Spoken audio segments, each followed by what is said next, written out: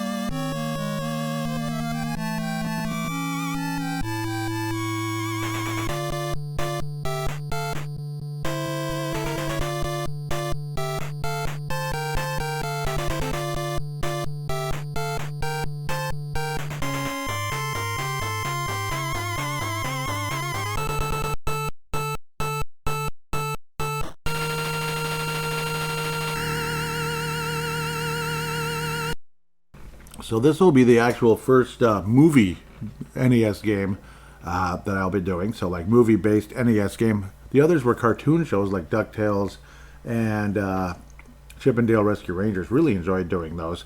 DuckTales 2 years ago, Chip 'n Dale almost a year ago already. Well, kind of, sort of, like around Christmas-ish time. DuckTales was on Christmas, New Year's. Both of them were kind of like, I believe, around Christmas and a little after Christmas, like around then, if I remember correctly. But yeah, basically winter months.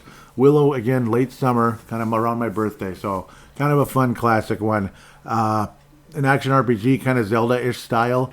Upgrade your weapons, upgrade your armor, upgrade your shields, upgrade your magic as well. And you gain levels in this game. So it's kind of like Zelda 2 with Zelda 1 style, I guess. Maybe that's the most similar thing you can kind of come up with.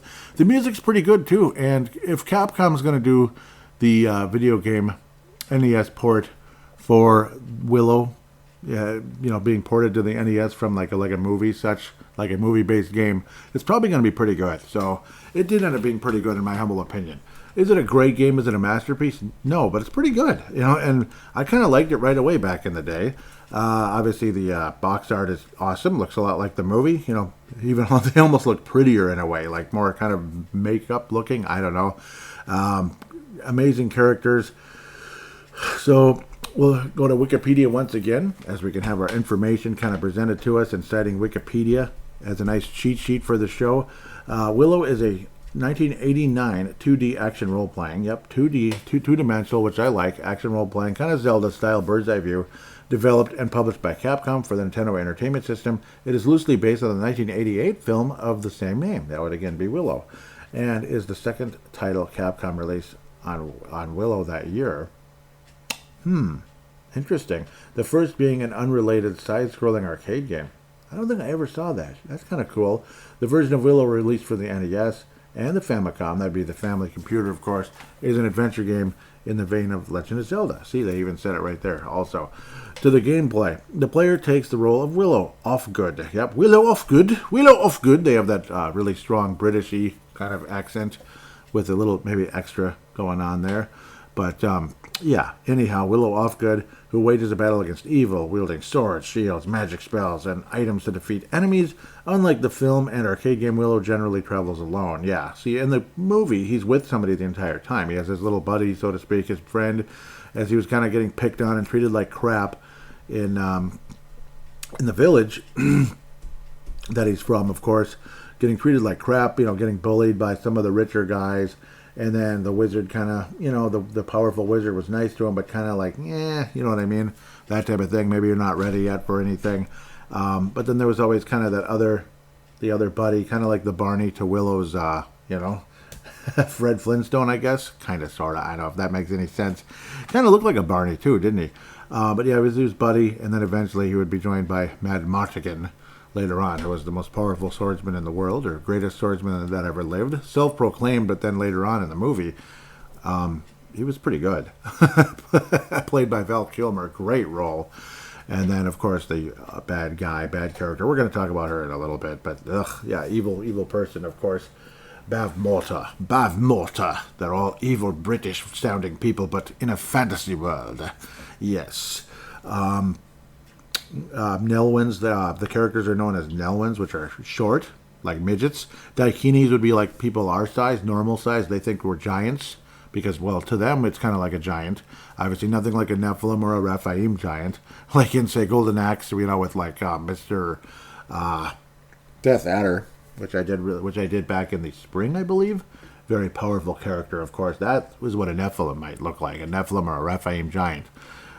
Scary, evil, powerful. Yeah. Ooh. Anyhow, read your Bible if you want to learn about those. Or check out the Blurry Creatures podcast, I suppose.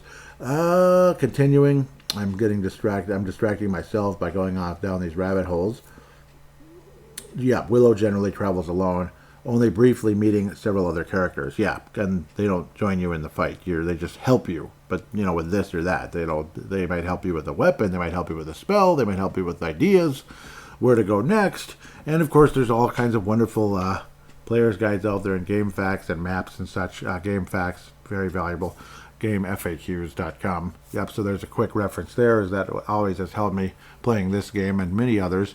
But the map system, pretty good, pretty good on there, even though it's clearly hand-drawn, but they're well done. The job is done. The job's done. It doesn't let you down.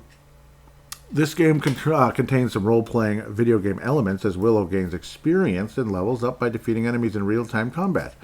Rather than battery saving, it uses a password system. But, of course, in this day and age, you can use save states. So I recommend using save states. You are not cheating if you're like just kind of saving the game that way. Maybe if you're looking to, if you're looking to kind of cheat your way through the game with save states the whole time, then maybe you are kind of cheating.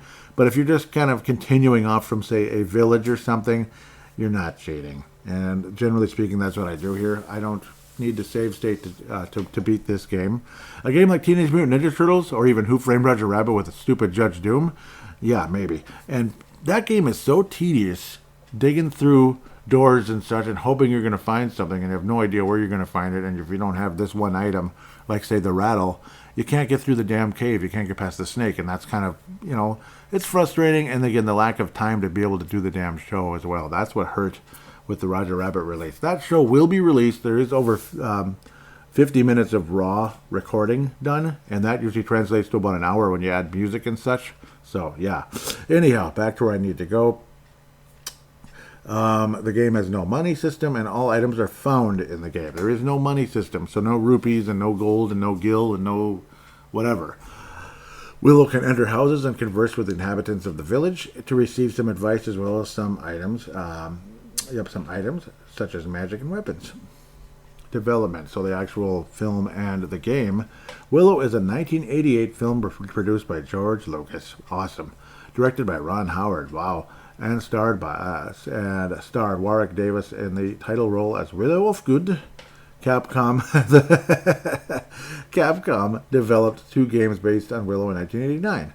The arcade game plays similar to Capcom's previous fantasy action platformer, Ghouls and Ghosts. Ooh, very hard. Very. Maybe we'll get to that one someday. Ghosts and Goblins, I think we will, but frickin' hard. Anyhow, the Willow game, I believe I've gotten to level 5, by the way, on Ghosts and Goblins, so if I can actually beat it, well, doing a review for that one, that'd be quite an honor.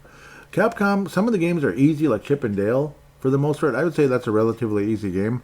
And then you have games like 1943, Mega Man 1, Ghosts and Goblins. I mean, that's Mount Rushmore for difficulty. Anyhow, this game is not one of them. This game's closer to, I wouldn't say it's Chip and Dale. It's kind of in the middle, actually. But anyhow, the Willow game developed for the NES is a role-playing game. Willow, which is something I like very much, by the way. Willow is part of a series of games released in the 5 years after the original Legend of Zelda, which were described as Zelda clones. Well, yeah, you could say that. Yeah, you go into caves and such, and labyrinths. Well, castles, not labyrinths. Other games like this include Newtopia by Hudson, Golden Axe Warrior. That's another one that I might do someday. I didn't know that was a role-playing game. I should have. Yeah, I just never got around to trying that one. And Crystallis by SNK. Great game, by the way. That one's definitely going to be reviewed someday. I never did play through the game, but I did enjoy the quick. It's a very fast, it's very smooth, isn't it? I'm going to really enjoy doing that one of these days. Like, I remember picking it up many, many, many years ago when I got a very nice, very nicely kept cartridge from Funcoland when it still existed in beautiful shape. Yeah, so gorgeous. Gorgeous, gorgeous. Actually, really well made by SNK. Nice job, guys. Capcom director Yoshiki Okamoto commented that the game was part of a broader strategy of Capcom at the time to appeal to a wider audience by using established characters from other media, as their original characters could be too niche. He cited games based on Area 88 and Destiny of an Emperor as part of his strategy. Okay.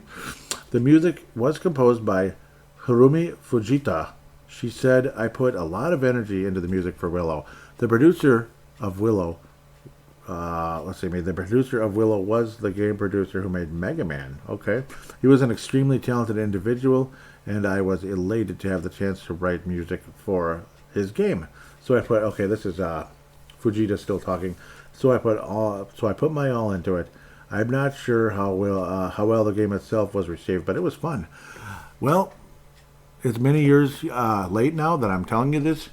Hirumi Fujita, well done. The music on this game is really good, and you're going to hear the music on this show, on this episode, I believe, 33, of Video Game Flashback, unless something changes and I got to finish Roger Rabbit, and I got it. This is so fun. It really was fun at the beginning, and then it just wasn't Damn it. And I really like that game, too. That's the sad part. I don't know. Something just wasn't clicking. I will finish it, though. Shinichi Mikamai, probably mispronouncing that horribly, noted that when he joined Capcom in 1990, all of those who were accepted into the company got a free copy of the game. Well, okay. And they sold it on eBay for $5. Just kidding.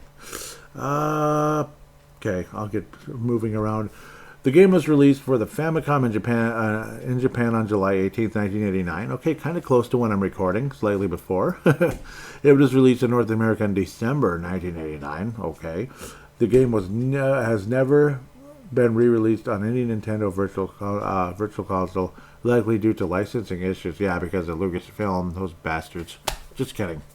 Sorry, I'm just kidding. I don't want to be too rude. So, developer Capcom, publisher Capcom, producer Tokuro Fujiwara, you've heard that name before, designer Akira Kitamura, rolls right off your tongue, artist Hironori Matsumura, Masako Honma, and Naoya, I think it is correct, Tomita. It's not about me, though. Composer Hiromi Fujita. And yes, good job, Hiromi Fujita. Honestly, I think she, you did a great job. You put your all into it, and you did great. Well done. Well done, lady. Years active, 1984 to present. Okay, well, good job. Series Willow, platforms Nintendo Entertainment System. Japanese release July 18th, I just said that, 1989. North America, December 1989. No day, but no actual day, but month, I guess. European Union, April 11th, 1993. Genre action role-playing game, model single player. Single player. There's no two-player to this game, which I'm sure surprises you. Not. As in N-A-U-G-H-T. I can spell. It's a miracle. As for reception, Famitsu magazine gave it a score of 26 out of 40. That's a pretty interesting scoring system. Like, boy, that's very interesting. That's actually kind of cool. It's more detailed sounding. Like, to get 26 out of 40 rather than, like, say, 2 out of 5. You know what I mean? That's kind of like, kind of lame. 26 out of 40 is kind of a shitty score. Pardon my French. But at least it's like, you can tell there's like detail put into it when the percentage is so, the intervals are so small. I mean, you could really, make things interesting. Wow, 75 out of 100. That's Hobby Consolas, and then Video Game Magazine 4 out of 5, see? And you know what? Since I'm going to be boring about it, I'm going to pretty much say, I think 4 out of 5 is pretty close to where I'm thinking. You have VG and CE, rolls right off your tongue, 7 out of 10. That's pretty close to where I'm thinking too. 8 out of 10, 7 out of 10. Spoiler alert. I like this game. You can probably tell. I don't love it, but I do like it. So those are the scores. Howard H. Wen, Writing in Video Games and Computer Entertainment System magazine, gave it a score of 7 out of 10. Praising the graphics, was critical of the music. I'm sorry. What was her name again? Sorry. I'm sorry, Fujita. Hiromi Fujita. I like the music, dang it. Shame on you. Shame on you, Howard Wen. But when did you get to decide how good the music was? Excuse me. Critical of the music and I'm critical of that too. A complex password system, which required 18 characters in both upper and lower case. So, Howard, I think you redeemed yourself with that, yeah. Like how the AVGN was like, would it have killed them to make it any shorter? Like, say, in Who Framed Roger Rabbit. Would it have killed them to make it any shorter? Yeah, geez. Because save states didn't exist in the late 80s, early 90s, the golden age of gaming. Or silver age of gaming, but golden for me, I guess, because I was, I really enjoyed the NES. IGN, yep, that came monthly, named it as the 89th best game for the NES. Well, at least it made the top 100. The final issue of Nintendo Power, which was released in December 2012, Willow was ranked 254 out of 285 for best games ever to appear on Nintendo consoles. Well, at least it made the list. But 254 out of 285 of the 285 best games to ever appear on Nintendo consoles. OneUp.com called it a rather poor game inspired by Legend of Zelda and said Chrysalis was a far better Zelda-style game. I guess I don't know. I for some reason can relate to this one better, but I think Crystalis is much deeper, and yeah, it's it's more vibrant. It's more vibrant. Willow can get extremely frustrating, I suppose. Where you kind of you have to walk in houses, and it's kind of boring a little bit. The walking in houses part's a little on the boring side, but it's a solid game. It's not great, but it's a good game. I think it's good. Crystalis, we'll get back to that one. Maybe that is going to be a far superior game. And a lot of you listening might be rolling your eyes right now, saying, "Joey, it is a far superior game." Kind of like the base of this microphone now. I can shake my microphone on the little base, the little three legs, and it doesn't tip over. You know why? Because all three of the legs are good. What an amazing feeling that was to have this thing, to be able to personally repair it. I got basically the little base, basically, right? See what I did there? The little base was what needed to be replaced, not repaired, replaced. Like it was beyond repair. The actual basin of the base, the center of it, was cracked. It's over. It's da da da da da da da da da da da, like Super Mario Brothers. Yeah, it's over. So that needed to be replaced. The whole base, though, you buy the whole base, which was less than. It was a little bit over $8. That's a pretty nice deal. I was able to get that attached, and my God, does it feel good to have a microphone that doesn't feel like it's going to fall and, crack my knuckles every couple of minutes as I'm recording a podcast. It's kind of scary. With that said, this game can make you crack your knuckles too, because you might get pissed off on occasion. You might get lost a little bit. You might think you're doing well, and then all of a sudden, just everything just kind of falls, like the house of cards just kind of collapses on you. Like one mistake leads to another. So that can happen very quickly sometimes in some of the dungeon levels, or dungeons, caves, and just walking around outside as well in the non-villages, like the overworld, so to speak, as we like to call it in the RPG, the RPG universe. With that said, let's move on. Let's get on and start playing some Willow here, eh?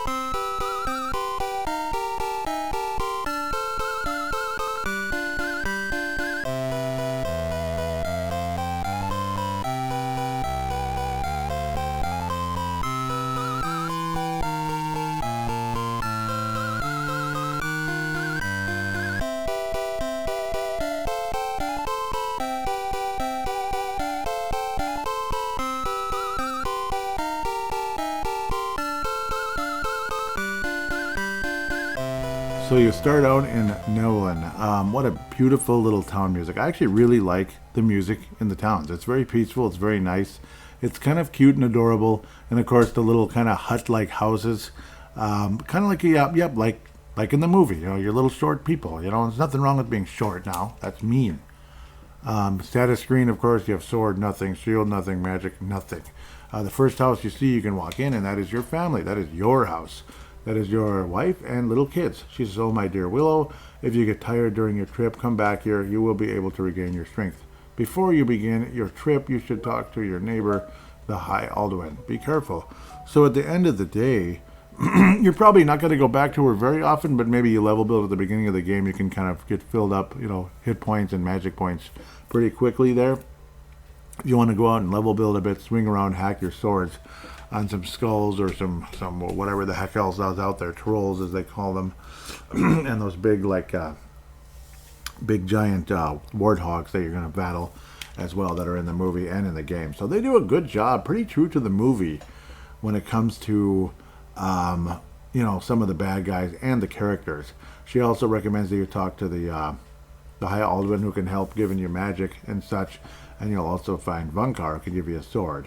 Otherwise, there's other random villagers that are, what you call NPCs that can, well, even the other characters are NPCs too, but they can give you little hints. The village of Dew is fairly close by as well as you go north. So that's kind of, the idea. You kind of get started, kind of go to as many houses as you can, you basically walk in and dialogue starts up. So you don't have to really walk up to people. You just walk into the house and then the dialogue begins. So that's pretty much how things go. The High Alduin, all he really gives you, just like in the movie, but he's a bit more complimentary of you at the very beginning of the game than he is at the very beginning of the movie. Now, he knows that Willow has great potential. He actually tells him, like, yeah, like, you know what you're doing, way more than you're giving yourself credit. Have faith in yourself. He doesn't necessarily say this, Willow, Newland's man of prophecy. He doesn't look at him as some kind of savior or anything in the movie, but that he has potential, that's all. But he does give you acorns, which turn things into stone, just like they do in the movie. So that's your first item in the entire game. And you know how many times I've used these acorns? About as many times as Willow used them in the movie. Well, no, less. How many times did Willow use them in the movie? Like 3 times? Twice? Maybe? I think he was kind of grabbing them and dropped them. And then he threw them at Bavmorda, spoiler alert. And Bavmorda caught them. Oh my god, her hand was turning to stone. And she crushed it and turned it to powder. And that was the end of that. So, yeah. Anyhow. But yes, you know, in one of the houses you can get the your first sword from Vankar. He's the most powerful warrior in the village, but he has to stay in the village because, well, he has to protect the village. It's just like in the movie. Amazing. Otherwise, after that, you go north and you get to hear the overworld song for the first time.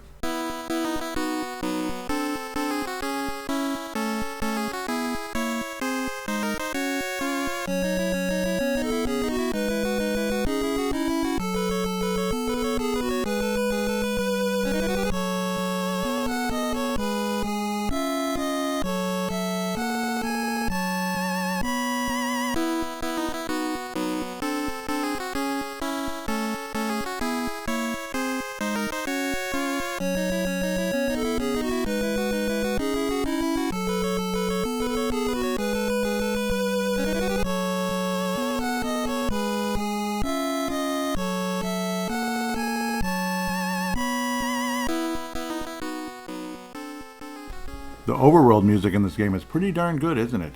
So, just so you know, Vankar is in the upper, you could say the upper left-hand corner of the village. So, what would that be? The northwestern part of the village. He will tell you that, yep, take this long sword. It'll be heavy and hard to use at first, but will be, you know, you'll improve after a few fights. So, basically, that's the key. So, you'll notice when you equip any weapon that's, say, newer or whatever, it's going to take time for it to, see, when you try to swing the sword around, it moves around very slowly because you're underdeveloped. Now, if your levels are high, say, imagine your levels are already really high, and depending on what sword you're getting, you know, it depends on what sword you're getting, what levels it takes for the speed of the sword to be better, basically, you know, for you to be stronger. You'll have... Again, depending on the level, you'll be able to swing it a lot faster, basically is what I'm trying to say. So at level 1, of course, everything's going to be hard and slow. So you have to gain a couple levels. He says after a few fights, it takes a little longer than that. So yeah, be careful when you engage into the battles. So as you kind of walk around in the overworld, eventually, boom, something's going to happen. So the first battle I'm ever seeing here now are a bunch of slimes, and you'll get to listen to the battle music.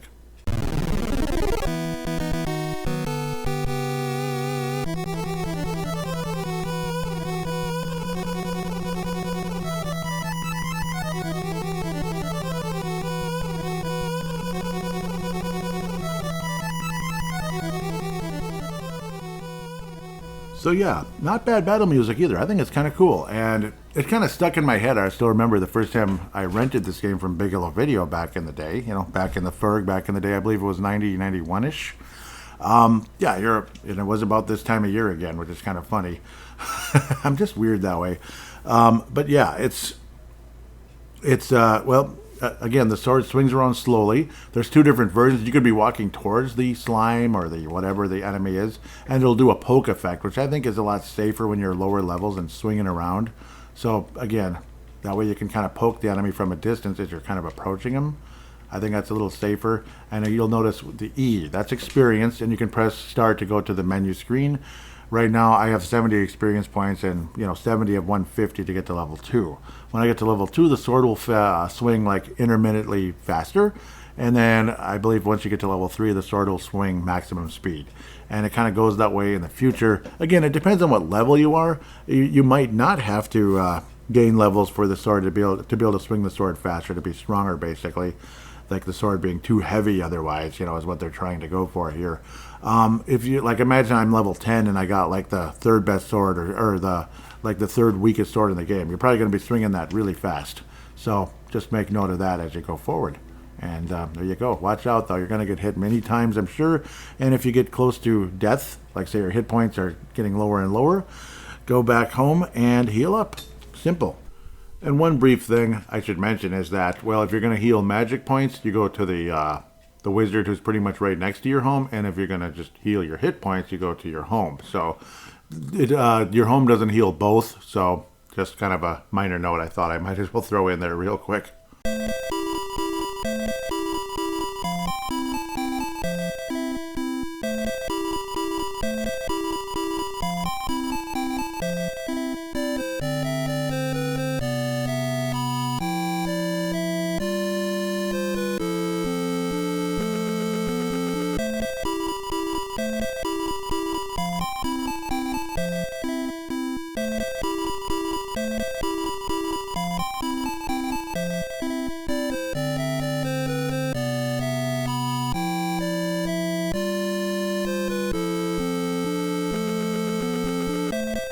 And speaking of recharging your hit points and magic points, I have reached level 3. I recommend you go back and heal up, because you don't get anything filled up when your levels go up, which is annoying a little bit. So you have to go heal at both houses quick, which obviously you just walk in and they heal. So it's nothing too complicated. Now I think it's good to move on back into the overworld and head towards the village of Dew. If you need help knowing where to go, which most people probably do, because it's like, well, I mean, you can just kind of play through the game and everything, but you know how in a game like this, everything kind of looks alike, kind of, sort of, it gets repetitious.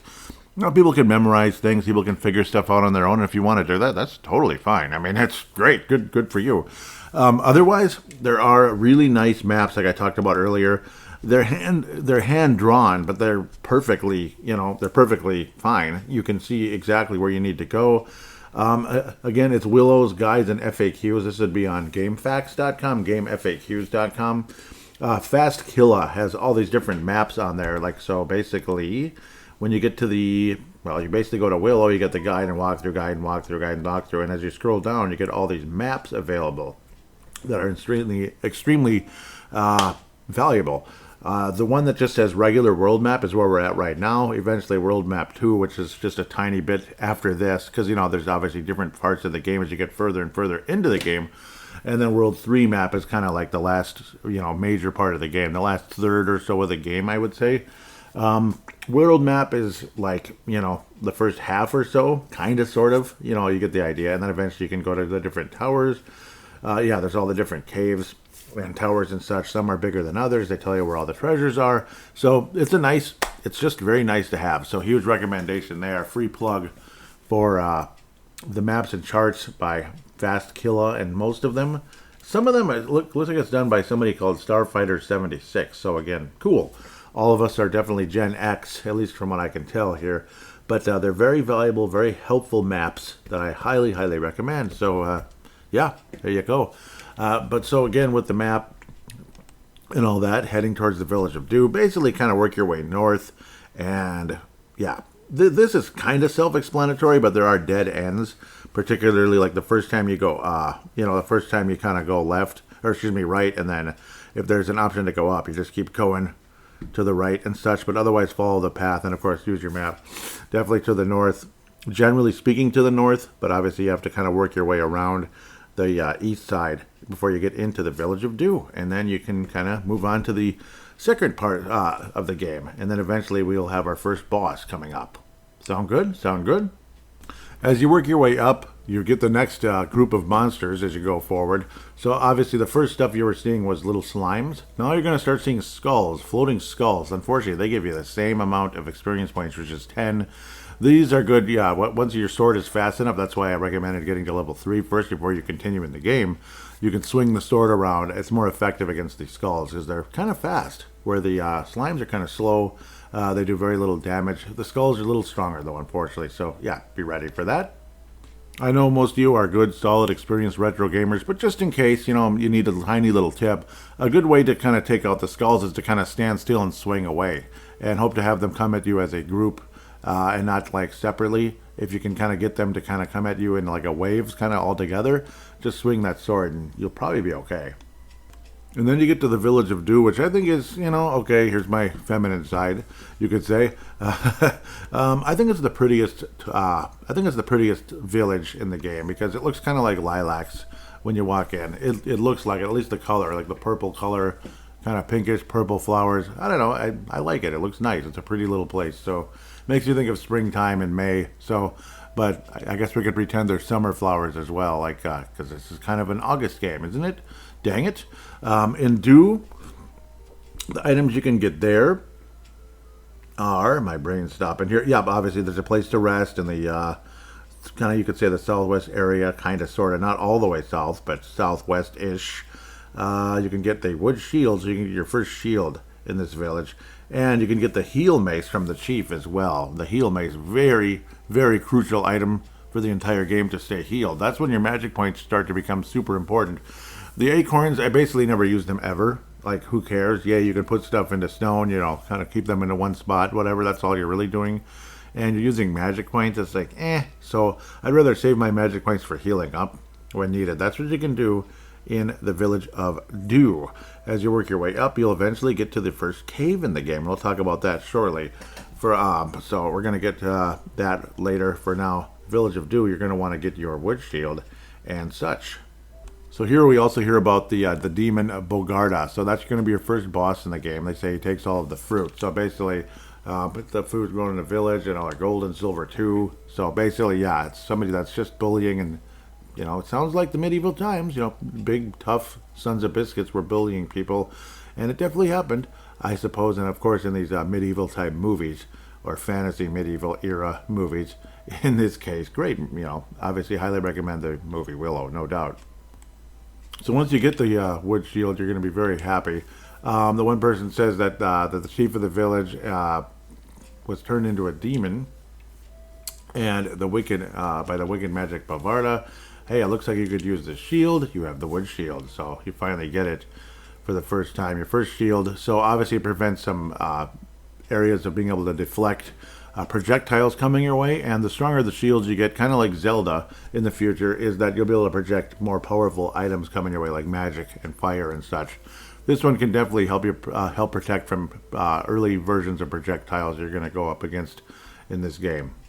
Excuse me, it was the father of the village chief. So yes, I get it mixed up. Which one's the son? Which one's the father? I don't know. You do have to equip the shield before it does anything, though. It doesn't automatically equip. So you go to the status screen, and this goes for the rest of the game with everything like the heal mace, the acorns, the swords, whatever the heck. So the items are all automatic, and right now I have no items, and you don't use them like certain games like Herb or anything. There's nothing like that, unfortunately. It's all magic, weapons, and shields. So you go to the status screen, go to shield, press A. Of course, your attack button is B in the game, but you'll also, once you're able to select with the cursor or moving around, you'll notice that your defense goes from 0 to 8. So not only does it deflect the wood shield, that is, does it deflect projectiles like rocks or something coming your way, but your overall defense goes up. So there is a definite use for shields no matter what. So it's always a very exciting thing when you get a new shield.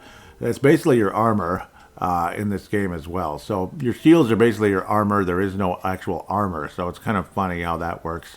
So sword and shield are your offense and defense. So that's kind of another kind of intro to the game type of deal. Well, so that's why you won't hear me babble on and on about that forever, but maybe I'll tell you how much the offense and defense go up when you get a new sword or a new shield. Sound good to me? Sound good to you anyway? I hope so. See, this is what throws me off, but apparently this gray-haired man is the father. So I'm thinking there's got to be some kind of mess up of... this gray-haired man is the son. That's what I'm trying to say. The story of Bogarda is true. My father was a courageous and just person before being put under such wicked magic. The villagers have been put through such misery. I will give you this magic heel mace. Yep, so there it is. This is where you get the magic heel mace. You absolutely want to go here before you continue into the cave and eventually fight a boss and such. So, and all the monsters in there as well, which are going to be interesting. We'll talk about that when the time comes. But yeah, I don't know. Something's funny about this because this guy has gray hair like an older man, right? And he's, I guess, the son. And then when you, spoiler alert, rescue the, well, when you, let's just say when you rescue, with, I won't say too much detail until we get there, but when you rescue the father, you rescue the father, he looks younger than this guy. So it's like, okay, whatever. I don't know. Just kind of, it's always bugged me. It's like, okay, that's the father? No. I don't know if it's something got lost in translation or what. Like, oh, my son. Like, this is the father of the chief, village chief, or something. I have no freaking idea. But also, he will restore your magic as well along the way, which I think is a good idea. So, yep. So you obviously highly want to recommend equipping the heel mace. Let's see, how much magic does it use? I don't remember. I forget if it's... I apologize. I'm pumping everything here. Okay, just hit the dang start button. Now, obviously, the A button is magic. It uses quite a bit. It's like... I don't know if I pressed the right button there. That was a lot. That's where I'm due back to a piece. Oh, he doesn't restore your magic. That son of a biscuit. But there's a rest place where it actually does restore everything. Sorry for mumbling. I just want to try to use that heel mace again. Maybe I can't because my power is full. But it looked like it uses, it does use 20 magic points. Good Lord. So yes, use it very sparingly when you absolutely need it. So you don't want to use up all your magic points, and all of that. So I'll have other things to say about when you're in an actual boss battle as well. It's kind of tough. So it's a little bit different game when you're in a boss battle versus like fighting regular monsters. So the rules are a little different, which is kind of annoying. As for the place to rest, like I said earlier, it's in the southwestish kind of part of the town. It's a guy with a big white beard, and thank you, man. And it heals both of your hit points and magic points. So no more of that, you heal your health here and you heal your magic here. No. It's all in one place. We don't need to screw around, right? All right, well, I guess to the cave we're going to start heading towards as we head towards the north, young man. Another new monster you're going to find along the way looks like a giant fly. Interesting. They're really kind of a pain in the butt. I consider just try to walk off the screen. Basically run away from them if you can. And you'll run into warthogs as well. I don't know. You can try. Maybe you can get them kind of trapped by poking around. They're not so hard, I suppose. Otherwise, I'm not so sure. Eventually, you finally get to the cave with where there's a skeleton standing in the way, basically. You talk to him. He says, "You want to see Bogarda? If that's the case, find and bring back the gold statue that the villagers hid in this forest." Ha ha ha ha ha. So that's basically kind of off to the west a bit in that same forest, if you can get it. Obviously, it's not too complicated. It's not too easy, but not too complicated either. Basically, the westernmost area, kind of work your way over there. Again, you can use the maps, Willow map by Fastkilla, basically on Game Facts. Pretty easy to find that if you want. Basically, get the gold statue and eventually work your butt into the cave, and then you get to finally hear the cave music for the first time.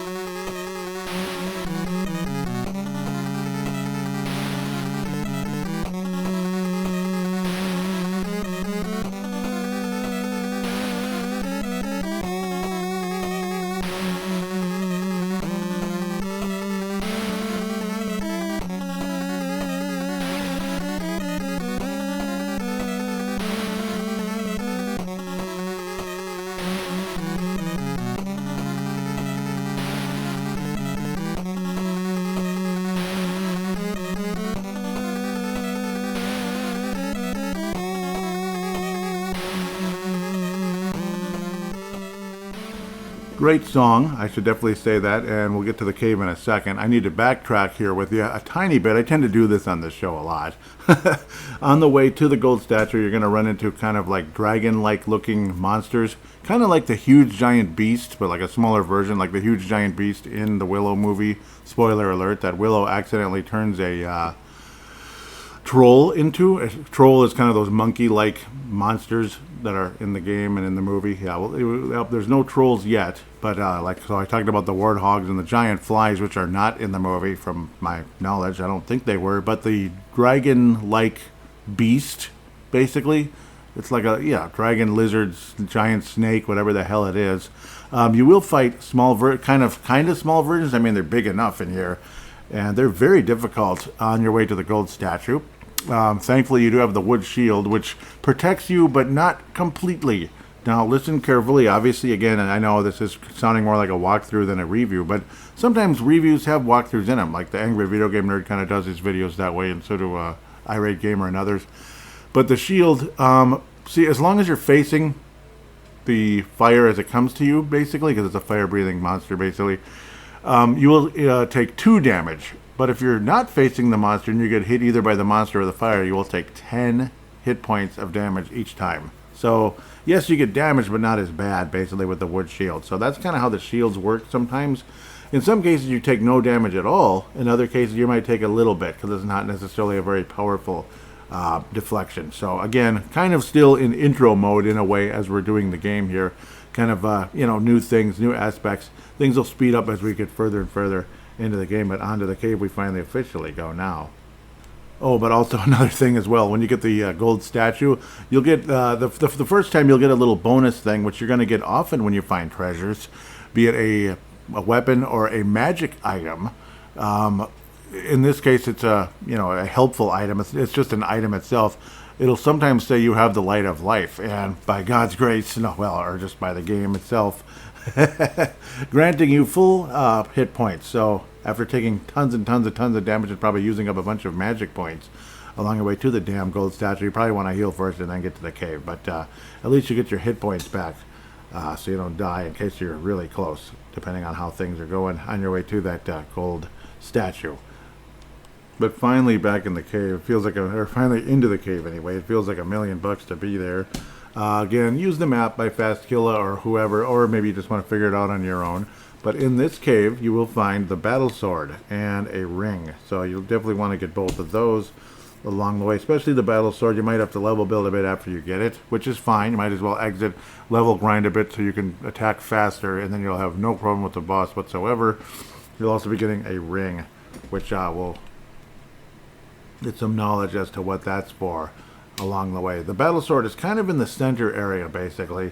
As for the ring, that's actually a bit further into the level a bit. So you go basically into the room way to the southwest part of the cave. Not the actual corner, but the southwest area, basically. And you'll be able to get the ring there. But the battle sword is kind of in like the center of the main area, so to speak. It's not a very large cave at all. Eventually you finally get to fight the boss and all of that good stuff. Did I mention I really actually like the cave song? I do. I think it's really cool. Actually, it's one of the better, probably most underrated tracks I have ever really enjoyed while doing the show, honest to God. Monsters you'll see here, you get like bee-like creatures, giant bees, I guess you could say, because they have huge stingers. The stingers don't move or anything. This is a 8-bit game, so some of that detail might just might not be there for your enjoyment, I suppose, if you can call that enjoying or enjoyable. But again, work your way towards the battle sword and eventually the ring, if you could. It's kind of curiosity to see how strong you are with that battle sword. You also get these weird looking creatures which look like 4 tiny bats kind of merging into one large one. So that's another really interesting kind of mystical character. So I've acquired the battle sword now, which is great. I do believe you're going to get something here, like life or something, but I might not even need it. It is a solid and fairly heavy sword.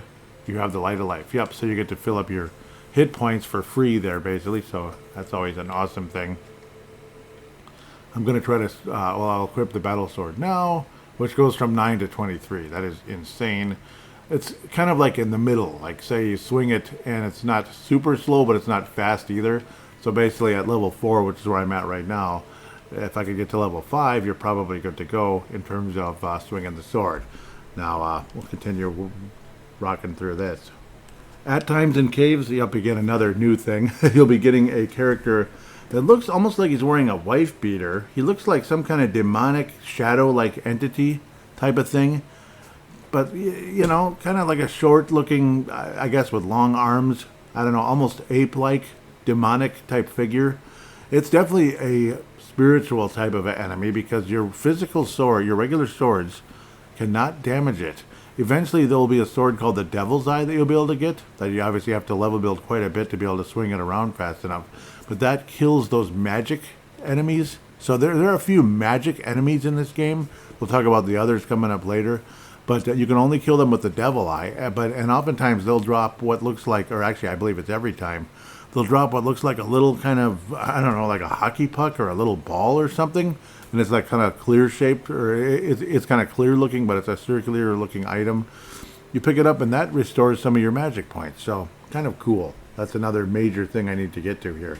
But if you do not have the Devil's Eye, run away from that demon entity, because you know what's going to happen? He's going to turn you into a pig, and you're going to be trapped on the screen for a while as he shoots magic spells at you and damages you. And it is beyond frustrating. So you're basically trapped on the screen with the frickin' guy. So make note of that before you screw around. Get the heck off the screen if you don't have the Devil's Eye. Get off, get off, get off. Because, of course, you're not getting the Devil's Eye anytime soon. So, yeah, you get the idea. I was finally able to acquire the ring. When you wear it, your strength increases. So it gives you a little more strength. No hit points or anything gained there. But it gives you a little extra strength, which is actually really good. It gives you 10. So not bad, especially at the beginning of the game. It's a nice boost. Kind of like the fighter's ring in... okay, actually it would be the Dragon Scale in Dragon Warrior, but whatever. The bat characters, also a nice strategy, is to kill them before they get big. Because once they get big, their mobility goes way up. If you kill them as a little tiny bat before they can turn into a big one, they're very easy. They're just bloop, gone. Kind of like the little slimes in Zelda, kind of, you know? As you approach the boss, basically, after kind of walking round and round a bit, and after getting the the battle sword, when you get to the area before the boss, make sure your hit points are full, because you cannot restore your hit points in boss battles. Major thing. Your hit points need to be full before you fight the boss. So now we'll listen to the boss music and fight Bogarda. Save state if you want to. It's up to you. It's all your choice. Da-da-da-da-da. If you're playing on an emulator, maybe you're playing on the regular cartridge. So you're definitely relegated to using the password system. So, yeah. Bogarda. Music. Now. Enjoy.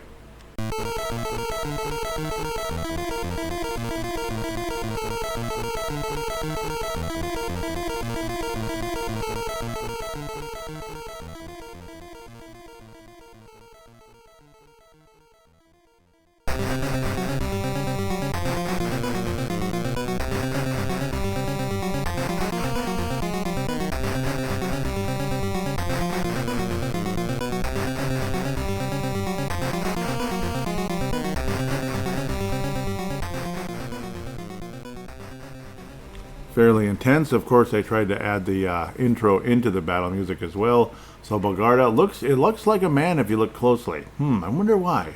Kind of turned into like a reptilian type creature, which is very interesting if you put that together. Do your research on that kind of conversation. So the Bogarda says, "So it is you, the youngster with the gold statue. What? You won't give me the statue? Ha ha ha. Do you intend to oppose me, you pitiful creature? And the battle hath begunneth." Isn't it cute?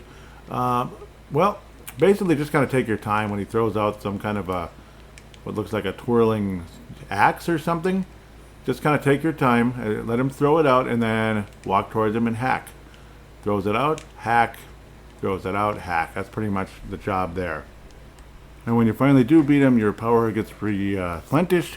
Oh, it was a man with a brown beard, looking a little younger than the guy in the village, huh? But looks similar to the guy, but younger. Oh, where am I? Oh, yes, I remember now. Please fight for peace. Okay, I will teach you the magic of flowing fire. It should be of help to you. You have the magic of flowing fire.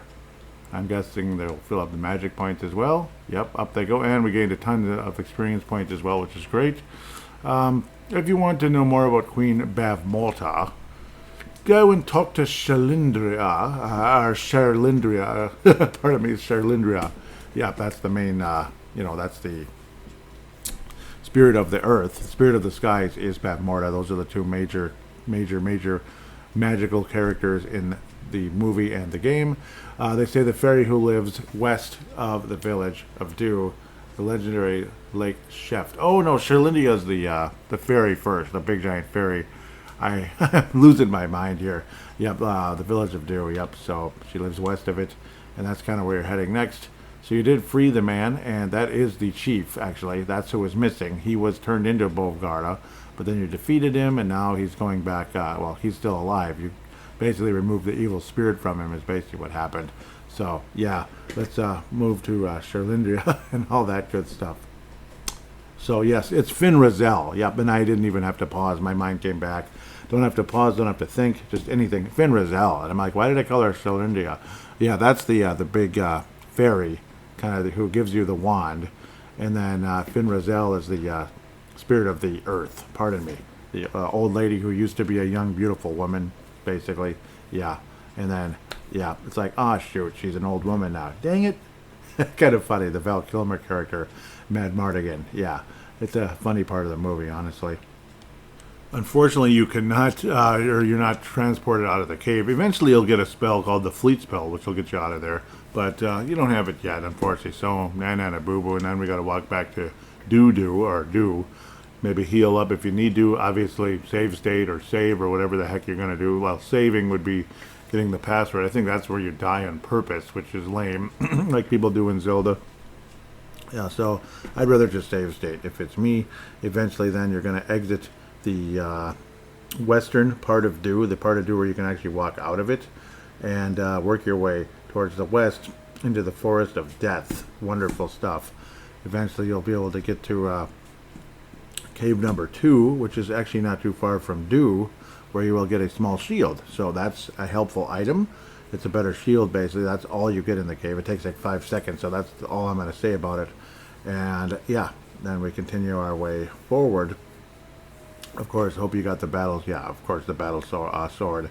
And build up maybe at least to level 5 so you can use that regularly now, because it's a very powerful sword compared to the long sword. And yep, you'll be in the Forest of Death. Yeah, you'll be getting the medicinal herb and rest. You'll be able to get that at a certain area as well. So, yep, you're going to eventually work your way towards the west and the north. When you do acquire the metal shield, do equip it, of course. It goes up. Your defense goes up anyway. It basically doubles from where you're at, from 9 to 18. So, wonderful there. It's a small shield made of metal. So, now you have a metal shield instead of a wooden one. I think that would be an upgrade, don't you? That would be an upgrade. See what I did there? In the mountain area, as you're kind of heading again towards the west a bit, when you're getting the small shield and continuing into the game and all that, you'll run into trolls for the first time. The monkey-looking characters that kind of climb around and, you know, attack you and such. Generally, whenever I see them, I just keep walking. I don't even bother. Another new monster. Well, it's going to go on forever, right? Well, eventually, we'll get there. Skeletons. So, yep, they have a sword and shield. Of course, self-explanatory. They try to poke you with their sword, and if you try to attack them head-on, they will be able to block your attack with their shield. So, of course, you want to attack them from the sides or behind. And there you go. It's not the easiest thing in the world, but not the hardest either. So, you just got to bleeping do it, as the AVGN says. You will also see the newest version of the skulls, which are blue, and they give you 20 experience points. That's all I need to say about that. As you keep kind of heading towards the west, you'll eventually get to a bridge, and you'll see a character that looks like, I don't know, something from the Ninja Turtles, maybe? He's not in the movie. He's not in the movie, so I don't know. I guess they had to add something, I guess, because there weren't enough characters in the movie. There kind of weren't. There weren't enough mythical characters. So his name is Kachil, I guess. Interesting name. I am Kachil. So, well, Kachil out, damn it. Just kidding. Of the Nail Gland. He looks like a rabbit, kind of with antlers and a turtle shell? I don't know, or I have no idea. But I guess it's a rabbit with antlers, kind of. Anyhow, he's in the Nail Gland, whatever that means. Our village is in the forest near Lake Sheaf. Sheaf. It's got 2 E's, not like that awful football team that well, they're good, but I hate them. Anyhow, when we went to the village of Dew looking for food, Bolgarda put a strange spell on the bridge so we could not get out. Yep, so I remember in the past when I would just kind of play the game and not really know what the hell I'm doing, because I couldn't beat Bolgarda back in the day. I just didn't know how to didn't know what I was doing. I wasn't patient enough of a gamer. And the bridge would just kind of wobble and make a dun, dun, dun, dun, dun, dun. And but now that Bogarda, all that's done, you can cross and all that cute stuff. So Kachil says, but thanks to you, it looks like we can finally return to our village. Thank you. And Kachil will help you later in the game, giving you an item that can help you breathe underwater, which is very crucial for you to continue in the game. Much later. Well, not much later, but later. So that's how he repays you later on, because you can finally get the frick back home. You'll notice the Forest of Death is no longer that bright green look like the previous forest. So once you cross that bridge when you get there, it is a dead forest. It's kind of like a wasteland, so lots of fun indeed.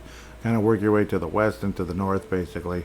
You'll eventually run into two familiar characters in the movie. In fact, you're going to run into them right away. Well, remember these guys? The cute little brownies, Phrygian and Rule? Fran, Jean, and Rule of the Brownie clan. Well, they're brownies. Basically, they're little tiny, almost like, I don't know, how big are they? Like the size of, like, a little bigger than a mole? Like, maybe the size of chipmunks, anyway. But they're humanoid creatures that are the size of chipmunks. Anyhow, Frangine, who are you? Yeah, who are you? Blah, blah, blah. So it's kind of a lot of repetitious nonsense. They ask if you're looking for the fairy Sherlindia, and then laugh and think that, well, she's the beautiful fairy. Okay, whatever.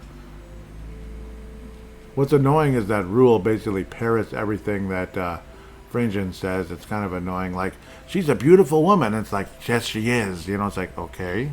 Thanks for the info, Rule. That's the one who wears the little mouse hat in the movie and in this game, too. They actually do a fairly decent job with the graphics on them.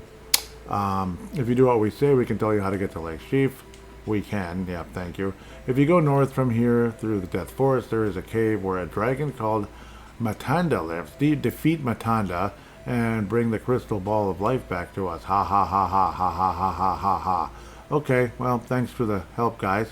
Kind of about as helpful as they were in the movie, too. So, yes, we're going to go to Cave 3, basically, and we're going to talk to the dragon. Spoiler alert. Another new character or enemy that you can defeat, I believe you can defeat with the Thunder Spell because it's in the background. Just like the face in the mountain, we'll talk about that later. You can defeat with the Thunder Spell. In this case, it's dead trees that kind of wake up and start shooting spells at you. Cute. But if you just walk past them, hell with it. And you finally get to another checkpoint. It's an old lady that's kind of like, what the hell are you doing here? What is this? Storming into someone's home unannounced? That would be pretty awkward, wouldn't it? But you get fully healed, so which is great. She says, wait, you're just in time. My darling pet has run off somewhere. Won't you please find him? His name is Poe. Won't you please find him? I can imagine she's kind of some, yeah, like old British, accent. He's really cute. You'll like him for sure. Hold on. Take these medicinal herbs in case he's hurt. You have obtained the medicinal herbs. Woo-hoo. Thank you so much. Take care.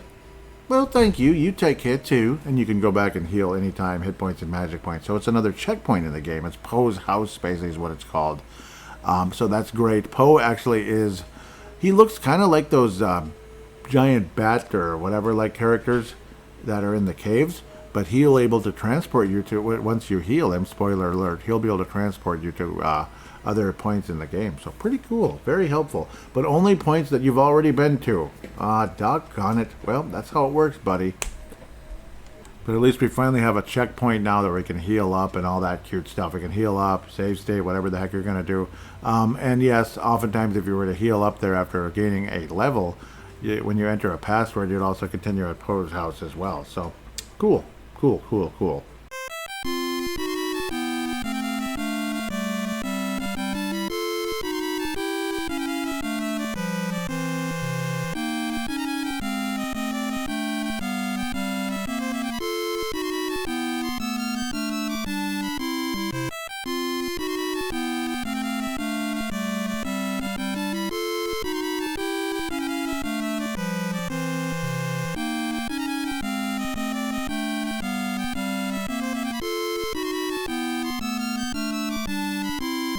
And in case I didn't just mention, you can go back to this house anytime and get fully healed by the lady. So, and she basically says how she misses Poe, but later on, of course, yeah, once you rescue him. So, spoiler alert, you do rescue him with the medicinal herbs. I mean, I'm sure you're real surprised about that. So now we're going to kind of continue onward, basically to the east and eventually north to Cave 3. Cave 3 is our next destination, and that'll be kind of a crossroads into World Map 2, at least in the Game Facts world, as we call it. Along the way, it's, well, again, it's the dead forest, so you're going to run into like kind of like ghost trees that are going to shoot fire at you. Trolls, which are insanely annoying. The giant flies, which are not in the movie, but the trolls, of course, are in Willow, very much so. And they did a good job in this game designing those guys, actually. Then there's this two-headed monster that also throws fire at you as well, kind of a pink guy, and you can't really get past him. You got to kill him. Kind of take your time and all of that. Let the fire hit your shield, and then hack away when he's not shooting fire at you. Cute, huh? Actually, a really good strategy with him is to get up pretty close where he just starts to move forward. You can kind of hack as he moves forward, and you won't even be able to shoot the fire, so that's even better. It causes a lot of damage, though. Boy, oh boy, they're annoying to deal with. Sorry for the delay here. This might sound crazy, but Cave 3 is almost a relief. Do you want to hear the cave song again? What the heck, let's put it in there.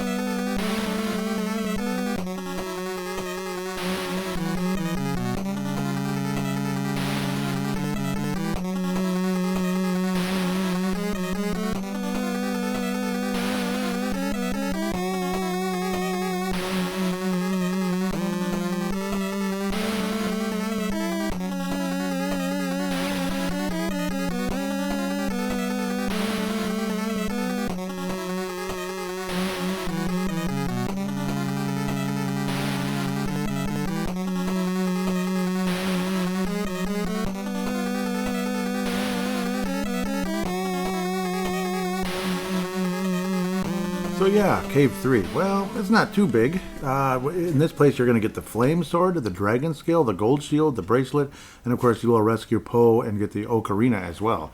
Yes, the Ocarina. Sounds like Zelda. Ooh, sounds like Zelda. I'd rather think of the Ocarina in Zelda Link's Awakening. You know, the one that I did. Yeah, and of course, A Link to the Past as well. But those two. Not the N64. No, I will not be reviewing N64 games. At least, I don't think so. That's one system I'm just not real interested in, and I don't have it anymore either. So, na boo-boo. Yes, this is definitely going to be a turning point in the game once you get past this cave. Again, you're going to be going into World Map 2, which is very small, and then World Map 3, which is much larger. But, of course, you'll also be able to get more mobile once you get Po. You'll also be confronting a dragon, but spoiler alert, you won't be you won't be fighting him. So, yeah. Sound good? Sound good? I honestly say the first thing you need to should do is get the gold shield. It's kind of like you go through the entrance, you go from the entrance to the left basically, and then like your first pathway down, and it's just kind of a linear path for like a second basically into a small room, and you're going to get the gold shield. Like pretty easy stuff. So get that right away. The more defense you have, the better. Of course, defense wins championships and all that, and it also helps you win Capcom games as well sometimes. Sound good? I forget if this one actually gives you anything, but yeah, the gold shield. It sounds like you're like way far in the game, but well, you're kind of midway-ish already, if you can believe it. The name of a swordsman is written on the inside, but it is too old to read. You have the light of life, so that's wonderful. So they fill up your hit points at the very least. Unfortunately, I had recently used the heal mace, so that kind of sucks. So I'd like to have some magic filled, but I think you do get it later on. As for the gold shield, what does it do in terms of how much does it improve? So my defense is 19 with a small shield, the metal shield basically. Gold shield brings it from 19 to 29. Ooh, that's a pretty good jump, eh? Next order of business, I recommend getting the flame sword. Next order of business, get the flame sword. That is kind of in the center-ish area, you could say, basically. And then you eventually go down and see the dragon, basically, as well, after you get the flame sword. Not to fight the dragon or anything, but to meet up with him, and he gives you the dragon scale, I guess. Yeah, that's a spoiler alert, but I don't know. It's not that big of a spoiler, is it? I've heard worse than that. So, yeah, we'll continue onward to the flame sword if humanly possible. And again, if you see that undead-looking thing, spirit thingy, just walk away. Just walk away and go a different way around is what I recommend. Skeletons are much easier to beat. If you don't have the death eye, you can't beat him. So You just can't. The Death Eye is so valuable because it can kill those undead, spirits or whatever the heck they are. Funny, those aren't in the game either. Flame Sword. Flame Sword. We finally got it. And Dragon Warrior, you're pretty far in the game. In this game, well, I got the Flame Sword. What a sword. The whole sword is red with flames and they don't give you a damn thing. That's nice. I'm level 5 at the moment. Your offense goes from 34 to 44. 44. Looks like you're in the at level 5. You're kind of in the midpoint. You're swinging it a little faster than like minimum, but you're not swinging it at maximum speed. So maybe go back to the battle sword for the time being, gain 1 level, and yeah, you'll be swinging that sword a lot faster. You son of a gun. And like I said, go directly down from the flame sword for a screen or two, I believe. Yeah, well, it's down, and then it kind of forces you to go to the left. Okay, I think I went the wrong way. I think I did. But whatever, you'll find. Yeah, down to the left, then down again. And then you get to see the dragon, or not. Okay, I went the wrong way. Idiot, Joey. Idiota. Yeah, it is the wrong way. Don't go down, go right and then down from the flame sword. Yeah, so that was a big waste of time. Wonderful, right? So that's how it goes. Sorry for that. But that's kind of what kind of game this can be. Everything looks the same, Okay, this isn't the dragon either. It's a dragon scale. That's all you get is the dragon scale. Ay. But it's a good item to have. It's a beautiful green scale, and they don't give you magic or hit points or anything like that. Sorry about this. My memory's messed up a little bit. Usually I'm pretty good. As for what the scale does, not completely remembering on that one at the second. So as for the actual scale itself, thank you again, Game Facts. It's fun in this Matanda's Cave, which is that's what this is. One can only assume the scale is one of the great dragons. Okay, so give it to the blacksmith. Okay, that's right. And he will make a dragon sword and dragon shield. So yes, it's actually a very valuable item. So you can go back to do with this and get a powerful shield and sword. So dragon sword, dragon shield. So yeah, that's actually great to get the dragon scale if humanly possible. Sorry for the noise in the background, but it is what it is. Otherwise, your next goal is to kind of go as far east as you can, pretty much. Well, not as far as you can, but when you have a choice to go up and down, at this point, go down first. I'd rather probably go to the dragon before you mess around with the, before you talk to Poe. It's probably a better idea to do it that way. So go to the dragon, where you go down, and then he'll give you a bracelet. And otherwise, go back up, and then to the right, and then you'll be able to just kind of go on a linear path up, north, so to speak, and get Poe in the ocarina. Not of time, but it's an ocarina, though. That type of deal, eh? You finally get to the great dragon. It feels like $1 million. He says, "You're back again." Well, no, I haven't been. "You thief, cough, cough. I will never give you the crystal ball of life. Although I can't fight. In fact, I can't even fly. I'll give you a bracelet that a thief left here if you let me be, cough, cough. You obtained the thief's bracelet." Well, okay. Again, sorry for the background noise. It's Parman life. It sucks. But that's how it goes for me. "Are you going to leave me alone?" What a kind-hearted young man. You're welcome. You're welcome, Mr. Dragon. And unfortunately, no healing of any kind either. What does the bracelet do? Well, we'll see how that goes again. So basically, this bracelet kind of helps pave the way to move forward. You can't continue in the game without it. So basically, otherwise you'd be stuck here in World Map 1, basically, if that makes any sense.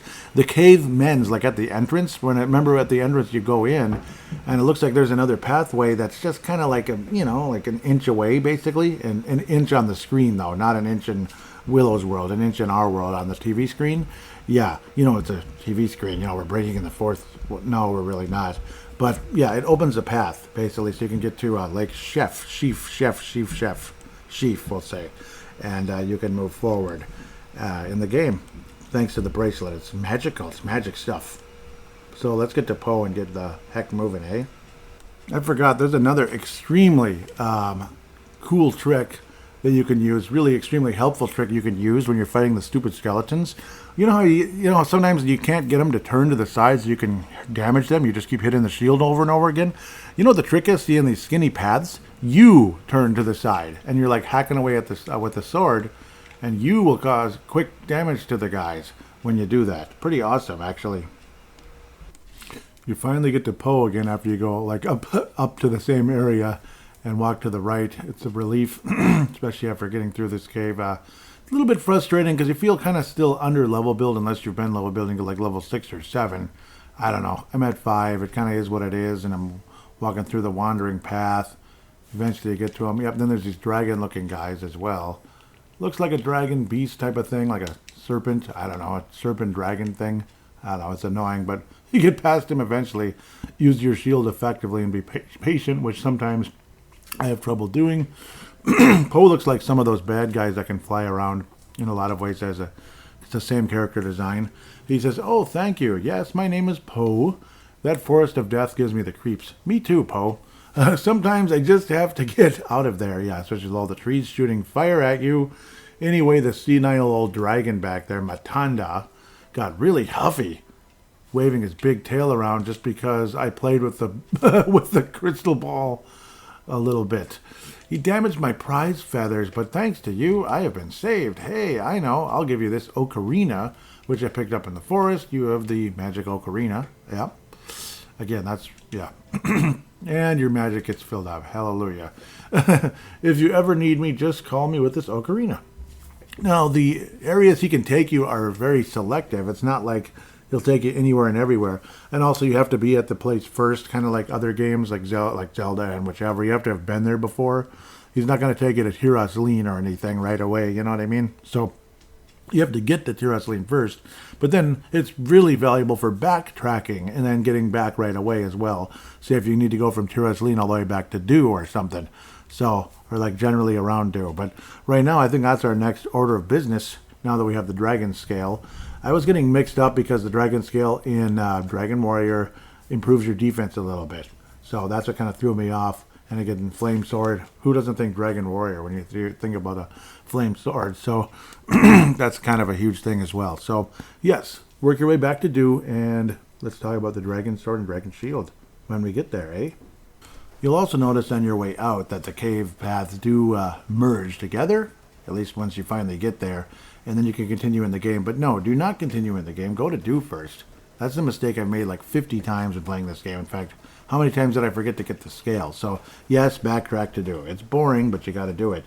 You got to do it. I believe. I believe. Let's try the ocarina. See how far it can take us back. Maybe we'll give it a shot. And it does use magic points, not surprisingly. I believe 10, if I remember correctly, or if I just saw that correctly. I think he can take you to Dew, and then you can bring you all the way back too. But again, you'll want to heal afterward. Yes, he can take you back to Dew, so you don't have to walk all the way back. So that is freaking awesome at the end of the day. I mean, yeah, hell yes.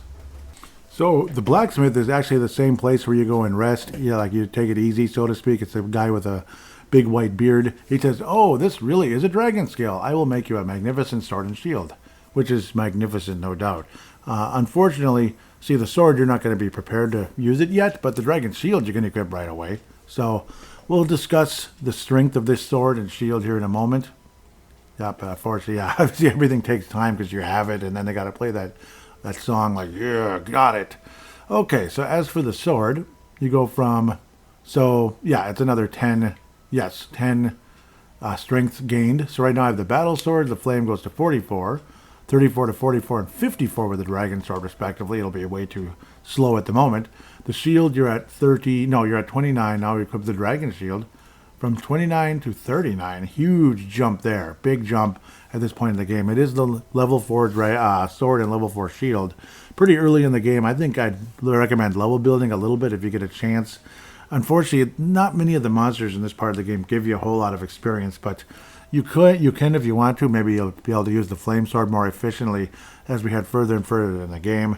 Otherwise, when you're ready, warp back to Poe's house and then back to the level 3 cave, and then just walk to the left and we'll continue into the game. It's that simple, eh? And of course, make sure you heal at Poe's house so you can get those 20 magic points you used. You can get those back immediately, so it's worth it in a huge way to do that. Of course, you want as many magic points as you can get. And once, of course, you walk through the new entrance, you get to Lake Chef and get to hear a cute song and hear from Cylindria. Enjoy.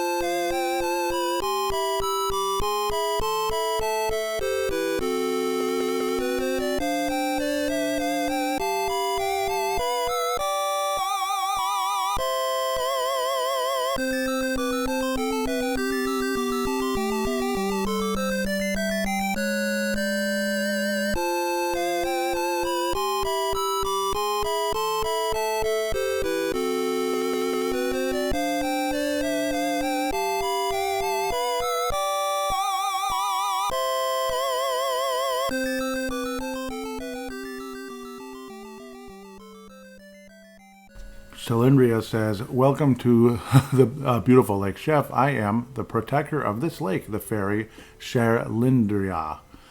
Take this cane with you. It's just like in the movie, it's a legendary magic cane whose, only those who are pure in heart may use it. During this coming adventure, you must put your all into using this cane to its utmost. When this cane reaches its true potential, it will be the beginning of the end for all wicked beings. You have the magic cane. Yep, isn't that great? And in the movie, it's called Cylindria's Wand, and your magic does get restored. Now, Willow, go north. Finn Rizal, the messenger of Earth, is waiting for you. Willow, you are the only one who can save her. She was turned into a possum by the evil magic of Queen Bavmorda. Now go. Go north. Got it. We will go north now. Sound good. So this is like World 2, I guess, in the map now in Game Facts. First order of business here is basically kind of working your way north on the eastish side, basically. If you can do that, and you will find that kill, I guess is how you say him, kind of, something like that. I don't know if it's kill. You also run into some, I guess they're ghostly. They look like kind of like mummy balls, I guess. That's the best way to describe them. Bandages. No damage. You can do no damage on them. But here's the good news. You will get the devil eye. Not death eye, but devil eye in this part of this forest, this part of the world here. You will not be able to swing it very quickly, but you will be able to kill these undead creatures with it. So that's the good news. First order of business again. Let's find that chill guy, because he's very chill, or kill, or whatever. He's that antelope looking, I don't know. It's like okay, I guess he's not there yet. Well, I guess, you have to meet up with some other guys first, unfortunately. Yeah, it's one of those kind of games, right? First, I think you're going to meet up with Mad Mardigan, kind of in the center area. But yeah, you're still working your way in that general direction. That's the good part. As you go north and then to the west, you'll eventually run into Mad Mardigan. Val Kilmer, actually, they did a pretty good job with the graphics. My name is Mad Mardigan. He's, of course, unfortunately, captured at the moment, just like in the movie, but not in a cruise cage, as they call it. I am a warrior of the Daikini clan. Please release me. There is a key to the handcuffs hidden in the forest. Please go find it. Well, that key is basically to the west a bit, so you can basically head over there, which is a good thing, I suppose. I recommend going south first and getting that devil eye. So now you can finally kill undead creatures. It is literally just one space down, and yep, you have the devil eye, which now you can kill the undead creatures. You don't have to. You can actually confront them now. It does also restore your magic, but I didn't need any at the moment, unfortunately. Now, the good part about killing the undead creatures, there's a trick to that one. Say, you can restore your magic for free. Now, sometimes when the characters flash, they steal your magic, but when you kill them, they leave a little like ball on the ground. Basically, just poke it or walk into it, and it'll restore some magic points, I believe, like 10 each. So that's good. You can either at least kind of stay even or restore your magic, and it'll help a lot throughout the game, many times over, with having the devil eye. Again, you won't be able to swing it very strong right away. Your offense goes off the charts to 104 at this stage, so it's like a 50-point gain from the Dragon Sword alone. You'll be swinging it very slowly for a long time, but that's just kind of how that goes. But fighting those magic characters, you'll level build quicker, and you'll be able to keep your magic level high as well. So each time you get hit, you can restore your hit points and all of that. So when you see those undead, like I call them like zombie ball type characters, keep hacking away at them. You will be able to see them in kind of this area, the area where the western area, maze area, where the key ultimately is. You'll run into a lot of those undead zombie balls. Hack away at them. Take advantage, and you'll gain levels here. You'll finally be able to get stronger. Now I've done enough babbling. Eventually you get the key and all of that as well. Also, though, as you're killing those zombie balls, be careful not to push them off of the range where you can actually move. Because, part of the screen you can't get to, which is really annoying. It's like out of bounds at golf or something. If the ball is out of bounds, you won't be able to get it. So, like, if you won't be able to... You can get it if you can reach it with your sword. But if you can't, like you push the character too far away when you're killing it, then you lose out. That sucks. So, make note of that. Also, it is kind of funny. Oh, yeah, go find the key. It's in the forest. Like they're really going to leave the key to to handcuff somewhere in the forest so somebody can rescue the guy. It's just kind of funny, but I guess that's the joy of a video game.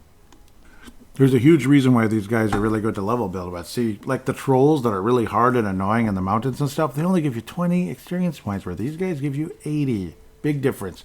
Big difference, and they don't move around really quick. But when they do start shaking, watch out. They're going to form like a fireball wall, and it'll hit you and stuff. It's annoying. Once you get to level 6, the flame sword is very usable, but I recommend getting to like level 7, 8-ish. Then you can use the dragon sword regularly. It's pretty easy to do. At least level 7, maybe 8. But yeah, it's easy to do when you're fighting against these guys. Later on, you'll be able to gain levels extremely easily once you get the thunder spell, and you can keep killing the crabs over and over again. Basically, once you get that, pretty much level build all the way to level 16, which is the maximum level. But that's we'll cross that bridge when we get there, though, won't we? But yeah, speaking of levels, I'm up to level 8 now, so the dragon sword swings quickly. So we're all set. Level 8 is what I expected. Obviously, that devil eye is a huge help. Am I calling it the correct name this time? Devil's Eye, yep. It's a great name. Anyhow, no, it's not. Basically, go unhandcuff Mad Martigan if you haven't yet. Maybe you have, maybe you haven't. I don't even remember if I have or haven't, but I think I have, right? And of course I haven't. Well, thanks, Peck, for untying me, you son of a... Okay, I'm just kidding. Yeah, remember how he calls Willow a peck in the movie? Spoiler alert, I guess. Oh, fantastic. I'm in your debt. Here, take my necklace. Just my way of saying thanks. You have the necklace. I forget if there's even a purpose to that. I think there is. It's made of poor quality glass. The name's Mad Martigan. Remember it. So long. It sounds kind of Irish or Scottish. Mad Martigan. You got to have the glass, cheap glass necklace from Mad Martigan now. And as I suspected, it's just a piece of junk, but at least, well, you freed him, and that's a good thing. So yeah, it's Mad Martigan's necklace. Cool. With that said, go north, young man or young lady or older than young person. Yes, just go north and stuff, and then you end up going up. Eventually, you get to what is like a bar, basically, kind of like in the movie. Yeah, well, yeah, just like in the movie, but I don't believe one of the brownies falls into a glass of beer and has fun with that. I don't think there's that funny cat scene where it scares the brownies because the cat's a giant to the brownies. But yeah, you can go there and heal and all that. So a great place to either save state, or you'll also continue here with the password, and it'll also be a place to go when you call Poe. So Poe will help, of course. Yep, so this is another checkpoint in the game. It's basically the whole conversation here. They say relax and take it easy. I haven't seen you around before. Are you planning on going to the cave over there? According to rumor, there is a ghost that protects a treasure and kills anyone that goes near it. It is said that her lover went on a dangerous journey to find the treasure for her, and then mysteriously disappeared the night he returned. And then there's Mad Martigan. Out of nowhere, he says, oh, so she guards it forever, waiting for his return. What a tragic story. Hey, Willow, thanks for helping me out of that jam. There I was, minding my own business, when all of a sudden Sorsha, that'd be Mad Martigan's daughter, or excuse me, Mad Martigan, Bavmorda's daughter, Bavmorda's daughter, that's the evil, messenger of the skies, the final boss in the game, and in the movie. All of a sudden, Sorsha came charging up and took me prisoner, and that is similar in the movie, kind of. Anyway, thanks, you can't go any further without crossing the lake. Okay, this is a huge key part. About the only way you can do that is if you have a waka seed, sounds Hawaiian, in your mouth so you can breathe water. Ha! Of course, the only ones who have waka seeds are the mythical creatures of the Nail clan. Remember that little guy named Chill? Yeah.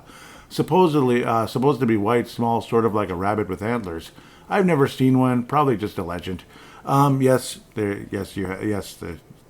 We've seen Chill, and we actually helped him out earlier. So in return, we're going to get the Waka seed from him. All you got to do now is walk all the way to the east until you can't go east anymore, and then walk south, and you'll run into him, that Chill guy, because he's very chill, and you will, okay, I'm completely wrong.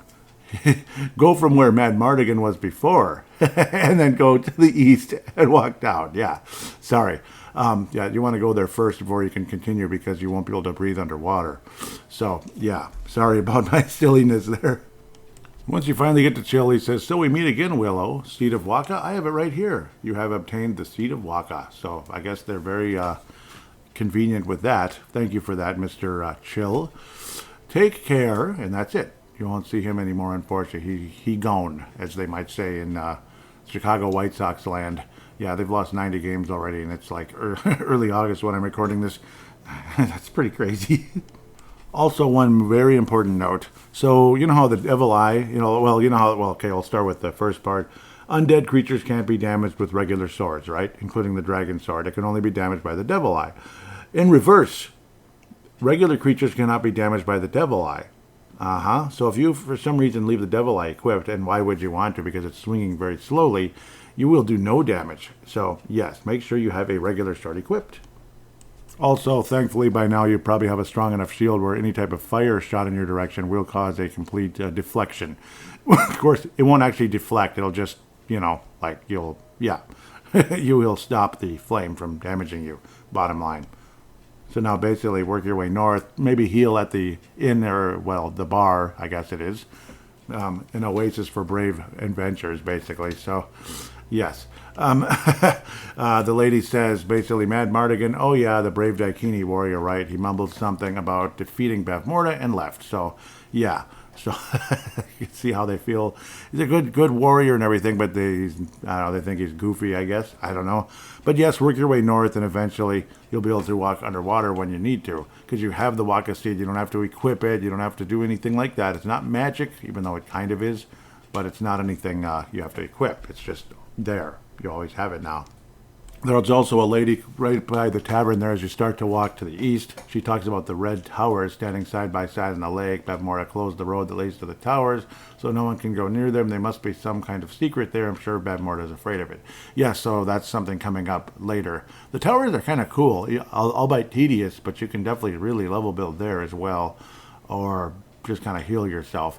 Now, as you're kind of walking by the path up to the lake, you'll notice these turtle-like things coming out. They're actually crabs. Later on once you have the Thunder Spell, that is an extremely effective place to level build because you'll be able to kill all 3 crabs at once, but wait for all 3 crabs to come up. You have to walk up for the 3 crabs to come. 1, 2, 3, and then fire away your Thunder Spell. But again, I keep jumping ahead. Other than that, walking underneath the lake, you walk into the little cave, and then you meet whatever her name was, Fin Raziel. Okay, Fin Raziel, the messenger of the earth. She's basically the anti-Bavmorda in the movie and in the game. She is a possum at the moment because Bavmorda turned her into a possum. So unfortunately, Bavmorda is a little stronger than Fin Raziel, at least it appears. You must be Willow. No, she wouldn't know him in the movie, so that's a little funny. I'm glad you made it all this way. Now please change me to my normal self with Shalindria's magic cane. Willow clutched the cane tightly and said the magic words. God knows what that was. You hear a cool sound effect and she turns into a raven, just like in the movie. Unfortunately, it didn't work out. She said he doesn't have enough experience to change her back yet. That's true. I do believe you have to be level 15. And that's just kind of an automatic thing when you walk in there. You don't use any magic points or anything like that, though you do use the magic cane in the final battle. Okay, spoiler alert there.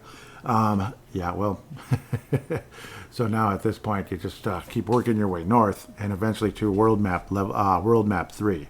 World Map 2 is just this tiny little area with Mad Mardigan, Fin Raziel, and Chill with the Waka Seed. You chill with him, and of course the bar and rest area. Keep working your way north and kind of follow the path, and then off to level 3.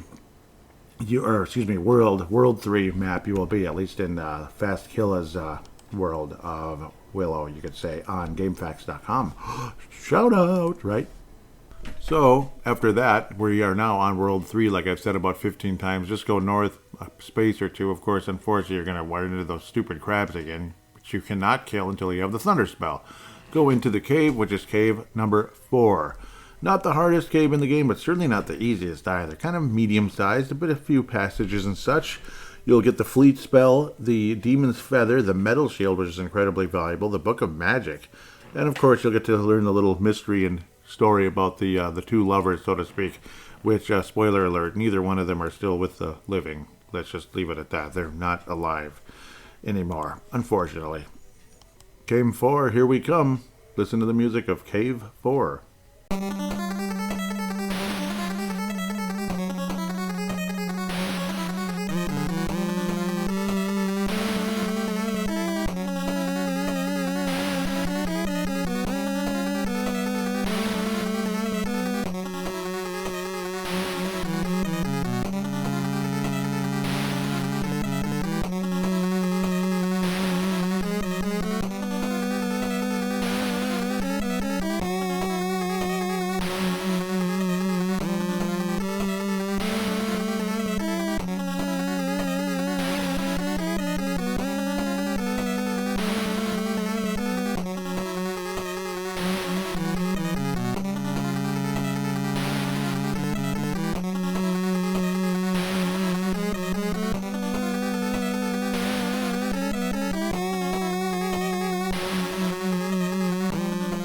Once again, you're going to run into those undead-looking creatures, the ones that look kind of like a zombie or so, with their arms kind of hanging down and such. The most annoying enemy in the entire game, because they can turn you into a pig. But now you have the devil eye, so kill the son of a biscuit, as a certain former president must have said about a certain other former world leader type figure. Yeah, that. And again, well, the good news is there's no way you're going to miss the fleet spell. It's kind of like on a linear path near the beginning of the level, or you're kind of walking the winding roads and such. You get to it, and you have the magic of fleet, which actually helps you leave dungeons. So I believe that's what they're going to say. It also restores your magic, so you could heal yourself along the way if you've been damaged by some stupid son of a gun. And use your heal mace, and then open the treasure chest, and then you'll be healed for free. The slate says that there is a way to get out of the confusing cave. So basically, it's an exit spell, which is good news. So it's nice to have. Believe me, sometimes you just want to get the heck out, don't you? Kind of like at work and stuff. This cave also has a fairly unique feature where you actually go outside as you're in the cave. You're still actually in the level. You think, okay, I exited. I guess I'm on the overworld. Yeah, just for a split second, pretty much. You want to just go to the left and up. Unfortunately, you're going to run into stupid crabs along the way, which, again, you cannot kill without the thunder spell. I've said that about 50 times. I'm probably boring you to death, but well, it's true. You can pretty much go up to the boss right away after you exit.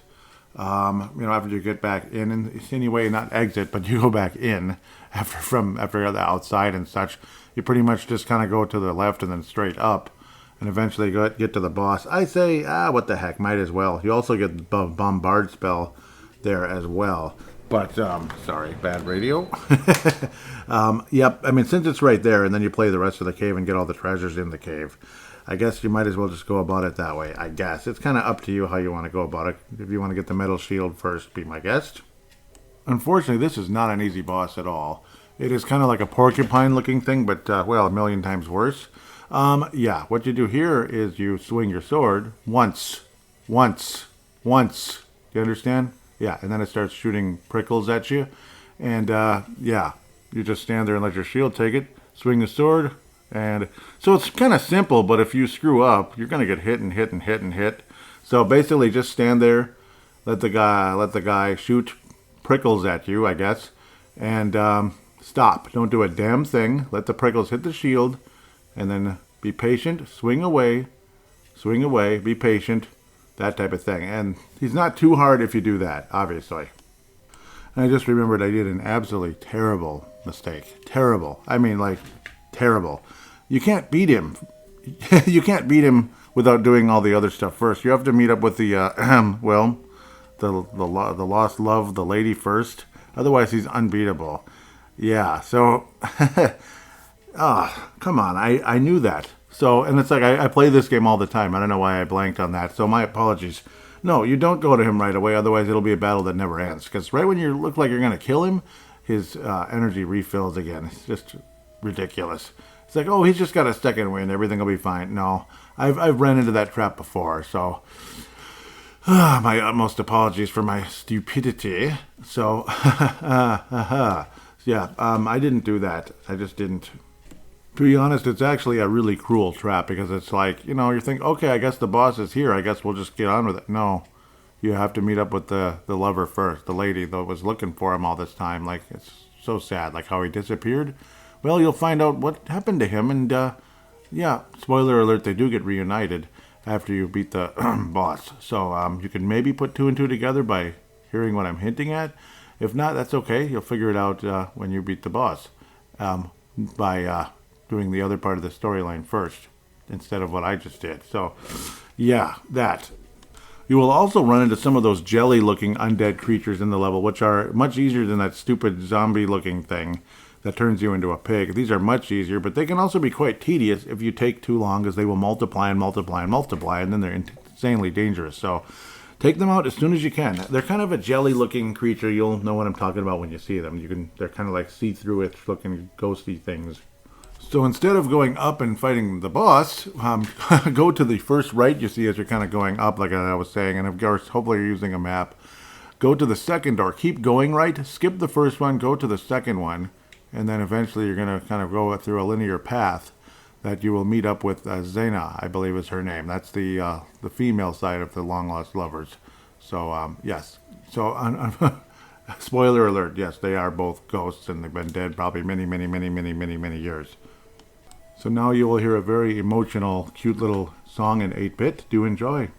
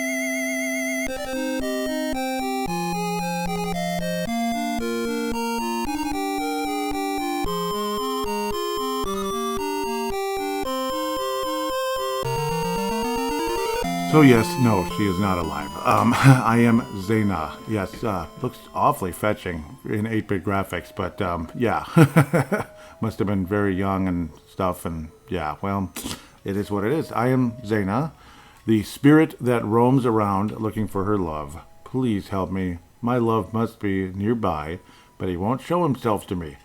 Again, put two and two together, folks. Please find him for me. You have Xena's cross flute. See, without this, you cannot beat the frickin' boss. Again, put two and two together as to why this cross flute is so important when fighting against the boss. So yes, cross that bridge as you get there because you're crossing a bridge. Yeah. Sometimes you run into those stupid bees. Just ignore them. This isn't Back to the Future on the NES or anything with a bunch of bees. Yeah, has everything to do with the movie, doesn't it?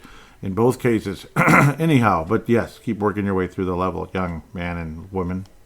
Again, now that we've crossed that bridge and gone back inside, so the second time you actually go outside through the level, this time to get Xena, to meet up with Xena and get the flute from her. Again, without it, you can't beat the boss.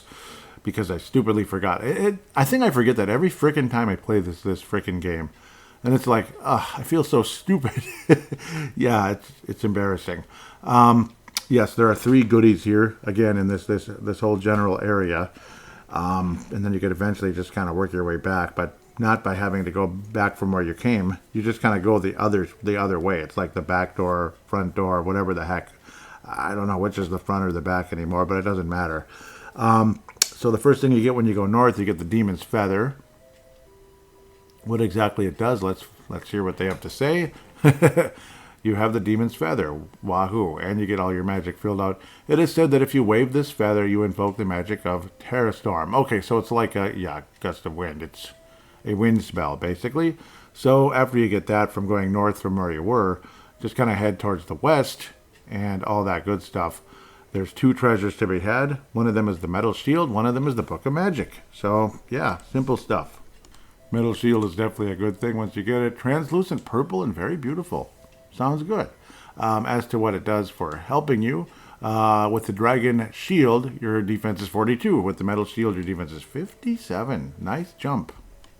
Then you get the Book of Magic. That's a wonderful thing as well. That one does restore your magic. I should have healed with the heal mace first, but I didn't, so stupid. The Book of Magic talks about the magic word renew, but I don't know what kind of magic it is. Well, it heals you slowly. That's what renew does. So it's kind of like a gradual healing spell, basically. Actually, that's not what it does. I do believe, okay, I think I know what it does. I've never actually used it before. Because, it makes that same weird sound effect, like when you get turned into a pig. I do believe that one turns you back into a human right away, so you don't have to get shot at by that stupid zombie mother son of a gun. Because, yeah, it's really annoying and stupid. So at least you don't have to deal with that anymore once you get to that stage. I cannot see that one for some reason. Okay, that's right. It turns enemies into weaker enemies. Yay. So, yeah, that's why you never use it. Okay, whatever. It does what it does. It makes enemies weaker. It's kind of like... Yeah, I don't know. There's some spells in other games that do that as well. It's nothing too exciting. And once you kind of go north and to the west a little bit, you're able to get to a door that kind of takes you back the other way. Just kind of... so basically, you're back to the single door. You know how there were two doors to the east? When you wanted to eventually go meet Xena and such. Well, now, yeah, so you went to the second door to go meet Xena. So now you come back out the first door, and you're pretty much right next to the boss. Just go north 2 screens, and you'll be fighting that porcupine-looking thing. This time in a much better status, I do believe. And this time the monster does die. You get a bunch of experience points. Your power gets filled to the maximum, which is, I believe, 156, where I'm at. Oh, what a surprise. The hard shell of the demon split apart, and a man appeared. From inside. However, he was already half dead. Again, put 2 and 2 together. Right at that moment, Xena's cross flute began to play, and la-di-da. Most sweet thing ever. Listen again.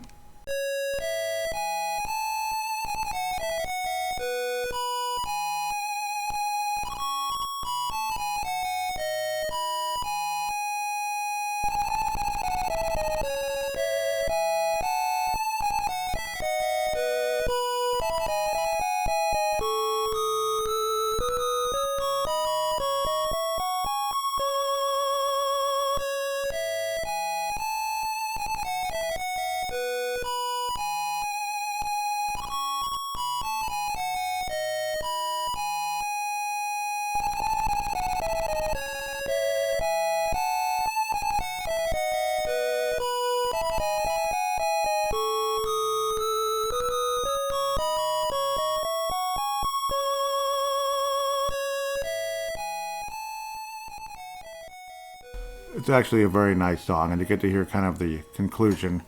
Right at that moment, Xena's cross flute began to play. Xena Muza, what kind of name is that?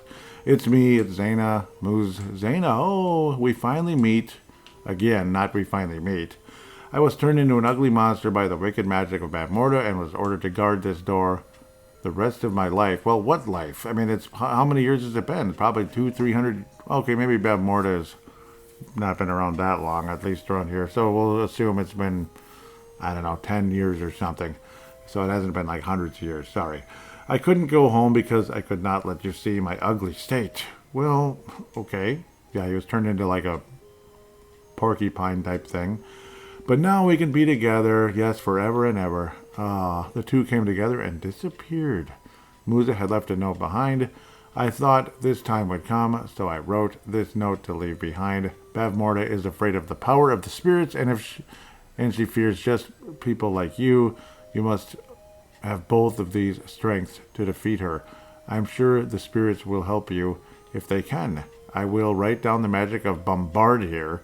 I am sure there will be a time when it is needed. You have the magic of bombard. Well, we're going to bombard things, and your magic does get filled. You are full power now, baby. You could use fleet, or you could just walk out, I guess. Something like that. As for bombard, it's going to bombard things. Well, that uses 10 magic points, by the way. Renew only uses 3. The Acorn only uses 5. Thunder uses 20 when you get that pretty soon.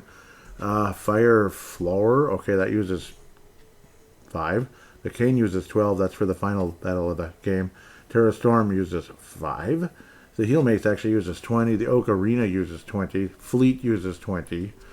Spectre uses 50. Wow. Okay, we'll talk about that later, though. But yeah, Heal Ball uses 30. That's the best heal spell in the game. It recovers 158 magic, where the Heal Mace recovers 72.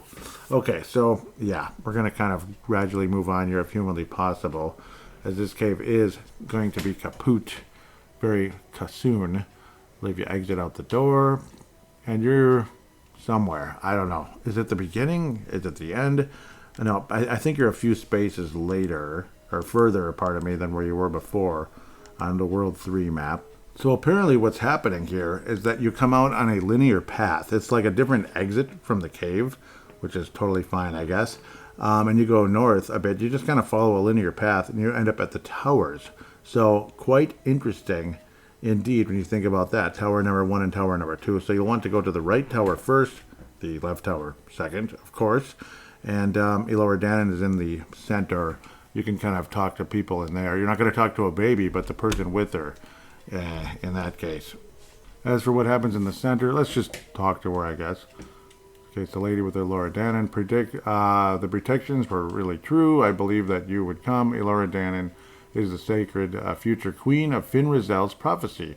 Willow, like they just know who you are. You must now, as Finrazel has predicted, call down the spirit of earth to this sacred tower.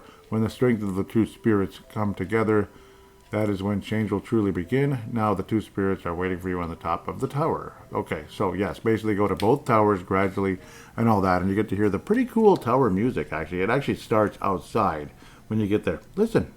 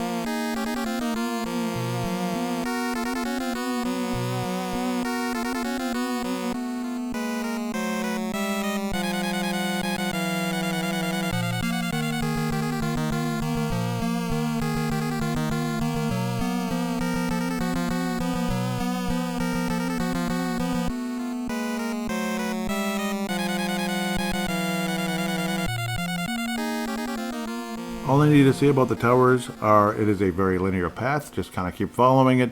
I think the best feature of the towers is the kind of 3D-ish effect as you keep going up, up, up, up, up, up, up, up, up. You can see further and further floors down. It looks really cool, actually. It's a pretty cool effect. And you're going to fight both regular monsters and undead monsters here.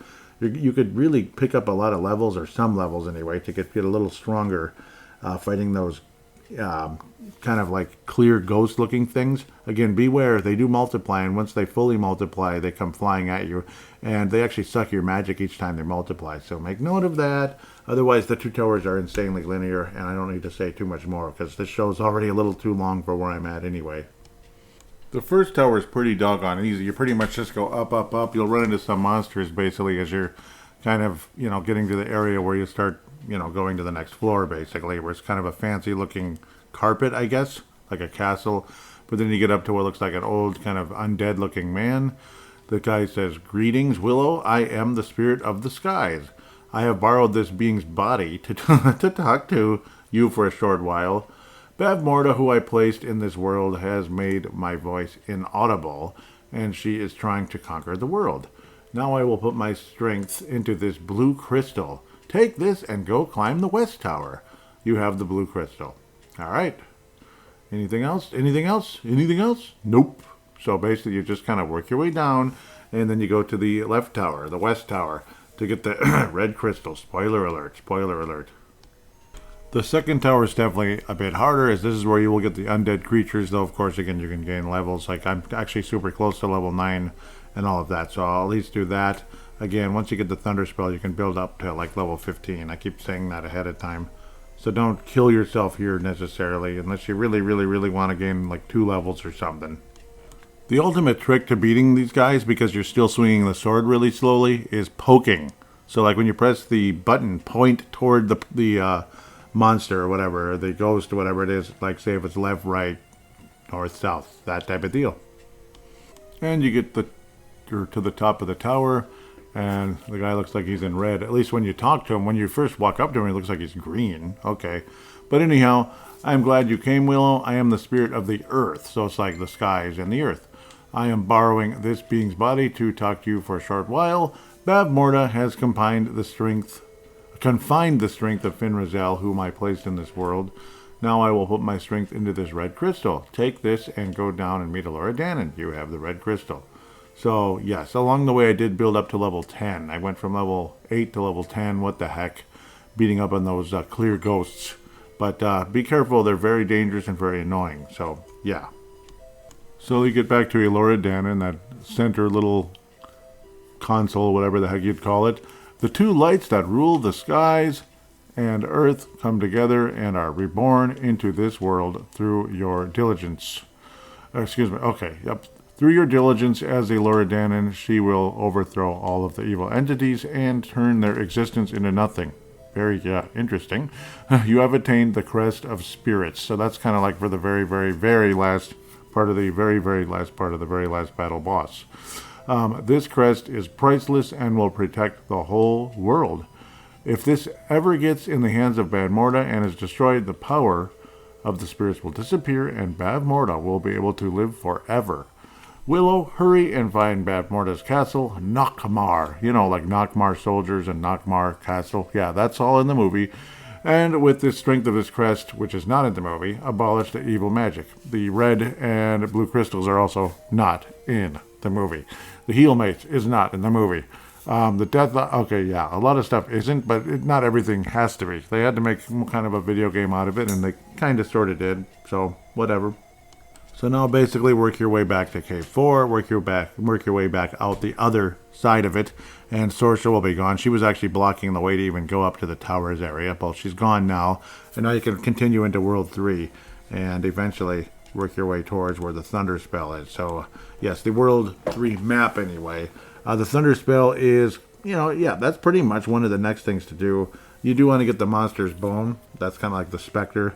So you want to be able to get that. Otherwise, you can't get into Tirasleen. You can't get in. So without it. So you want to get that. That's for Spectre. And then not too far south of that is Thunder and a place to rest. So you have this old woman who's kind of like a sorcerer or whatever gives you Thunder. And you can rest there as well. So absolutely crucial stuff. Once you get the Thunder Spell, yeah, we'll talk about that. You already know though, don't you?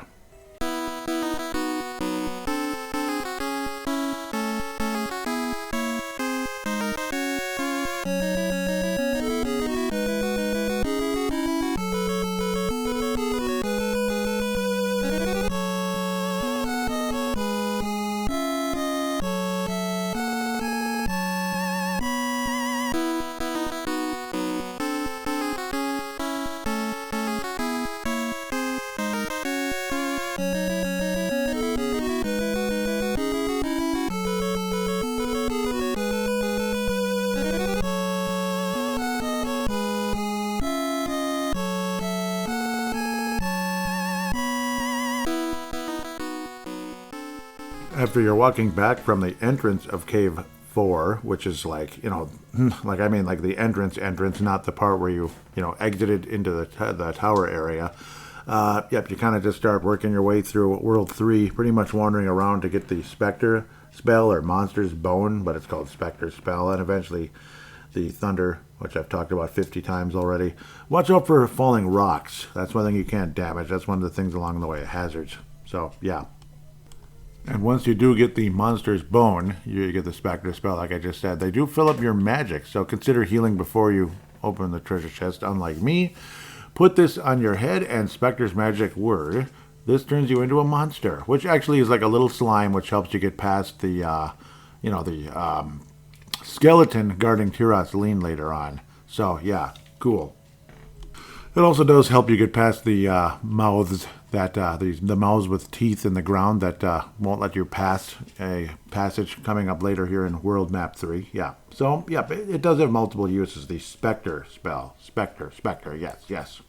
After that, you work your way quite a bit south and a little bit to the east again, and then eventually you get to the old lady, which gives you the Thunder spell, and you'll be very, very, very, very happy.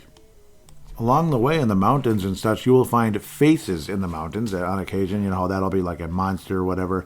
You can do no damage to them until you have the thunder spell. You know, they're not necessarily worth using the thunder spell on, but if you want just the pleasure of killing the son of a biscuit, yeah, that's what you kill them with. So once you finally find the old stone-looking house thingy, you go inside. There's the old lady. She says, "Knockmar Castle, huh? I've never heard of it." "Yeah, you have." "Okay, anyhow, I can teach you the strongest magic word in the world. You have the magic word of thunder." "Ah, nice. Yes, like I said, you'll be very, very, very happy. Yes, and your magic will be restored and your hit points. You can come back anytime, and this is a checkpoint for po, as we like to say. So go north one space. There will be a treasure chest. Open the treasure chest, which looks like it leads to a cave. It all says the heal ball. That is the most powerful heal spell in the game. You don't necessarily need to use it until later in the game, though, because it does use up more magic points. But it also does heal a lot more hit points. Okay, I'm talking a little goofy. The treasure chest does not move out of the way, so you cannot get to the cave at this time. That is for later. Another one of those bridge crossing things. You know, you cross the bridge when you get there. So one bridge we're going to cross before we ultimately build a level 15 or 16. Your choice on that one. 16 is the maximum level in the game. So if you want to remove the pleasure of gaining that final level through playing the game, you can go ahead and build up to level 16. But building to 15, pretty good idea when you get the, you know, with the thunder spell. After you go north quite a bit, northeast quite a bit, to get the tail shield, which I've often forgotten to get. So just get it now, otherwise you're going to forget probably, or I don't know, at least I might. Yeah, just go north, and then to the east a bit. But, yeah, so it's about three, you skip 3 of the eastern paths along the way, or 2 along the way up. 3 paths along the way up, and then eventually you get to the, the tail shield. But of course, just use the world map. The more and more I try to describe it, it sounds kind of boring and lame for a podcast. So yes, use your map to get to the tail shield. And just so you know, the magic consumption of the 2 huge spells you just got, Thunder uses 20 magic points. It causes lightning to rain down on the screen and destroys every enemy, which is extremely great. It kills everything, and yes, you can rake in the experience. Spectre uses 50 magic points. So yeah, it's actually 3 spells we got just recently. 50 magic points, ridiculous. But you need it in order to do in order to continue in the game. The heal ball restores 158 hit points for 30 magic points. Like I said, you find it in the mountain pass and so on and so forth. Yes. So yeah, about that tail shield, once you get there, it is the 3rd strongest shield in the game. You have the tail shield. Wahoo, wahoo. I always like hearing that. Da-da-da-da-da-da-da-da, right? Okay, sorry. A shield that is made from the tail of a demon. Ugh, creepy. Well, as long as it's helping you defensively, I guess. I don't know. So you go from the metal shield, which at this point in the game has 59 defense. You get to the tail shield for 69 defense. And I guess, yes, it does look like the tail of a demon, I guess, if you look at it really closely. Ugh. Well, if it can protect you, I guess, protected by the tail of a demon. Sure. Right. Well, anyhow, you know what's next. Go back to that, go back to the area where basically you come out of the water. Well, before you go into the water, basically. So you want to warp a ways back to, I guess, Poe's house, and then work your way northeast-ish, so to speak, where you get the 3 crabs to come out and thunder away until you get to at least level 15 or 16. You won't talk to me until I'm a higher level, basically, at that point. So do enjoy your level building. Actually, not Poe's house, the bar, my bad. The bar, sorry. And even more annoying now that mountain passes, that's not a checkpoint either. So, yeah, you will have to walk a lot later. I always forget that part. I'm like, oh, yeah, it's a checkpoint. No, it's not. So, eventually, Tiraz Lean is a checkpoint. Oh, goody. But whatever. At least you have the Thunder Spell and you can build the...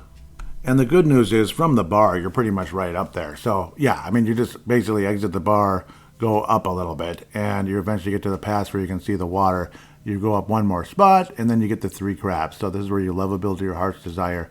And, yeah, that's what you do here.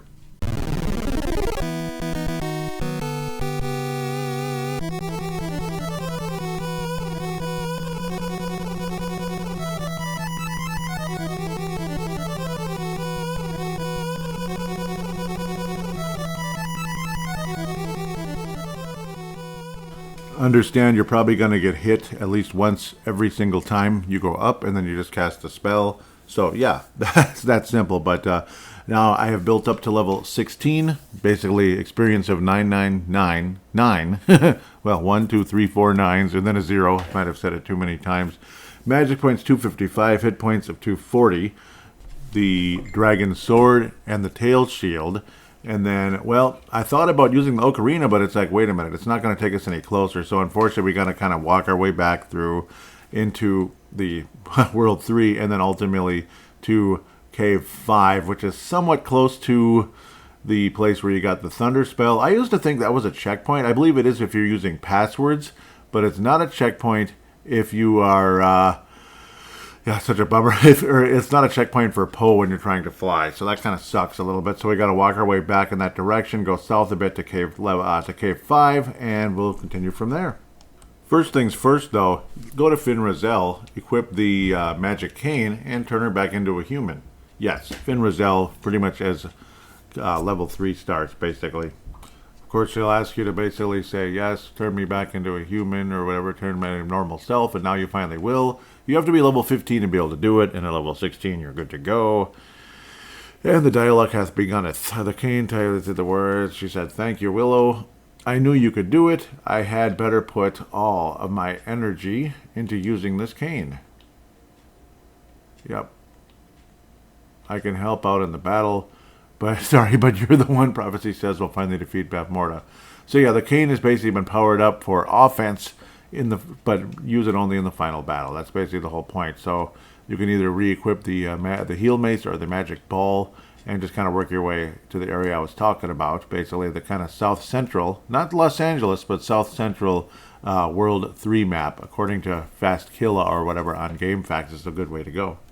The good news is, despite the long walk and frustration by not being able to just fly over to where that lady is that gives you the Thunder Spell, you can get fully healed there. So take advantage of that before you work your way to Cave 5. This is also on your way to Cave 5. You can test out the Spectre spell again. So instead of scaring away a skeleton, you're going to be, well, yeah, once you see these what look like mouths in the ground, use the Spectre spell and you'll be able to work your way over it. Unfortunately, the thing does not last throughout the entire duration of the screens where these stupid mouths are. So basically, once you open it up, move right away to the left, and you should be okay. Like, they'll open up maybe at the last second, right as you're leaving the last screen. So it's kind of like that type of deal. And then, well, you'll be okay, basically, if that makes sense. Time to enter Cave 5, baby.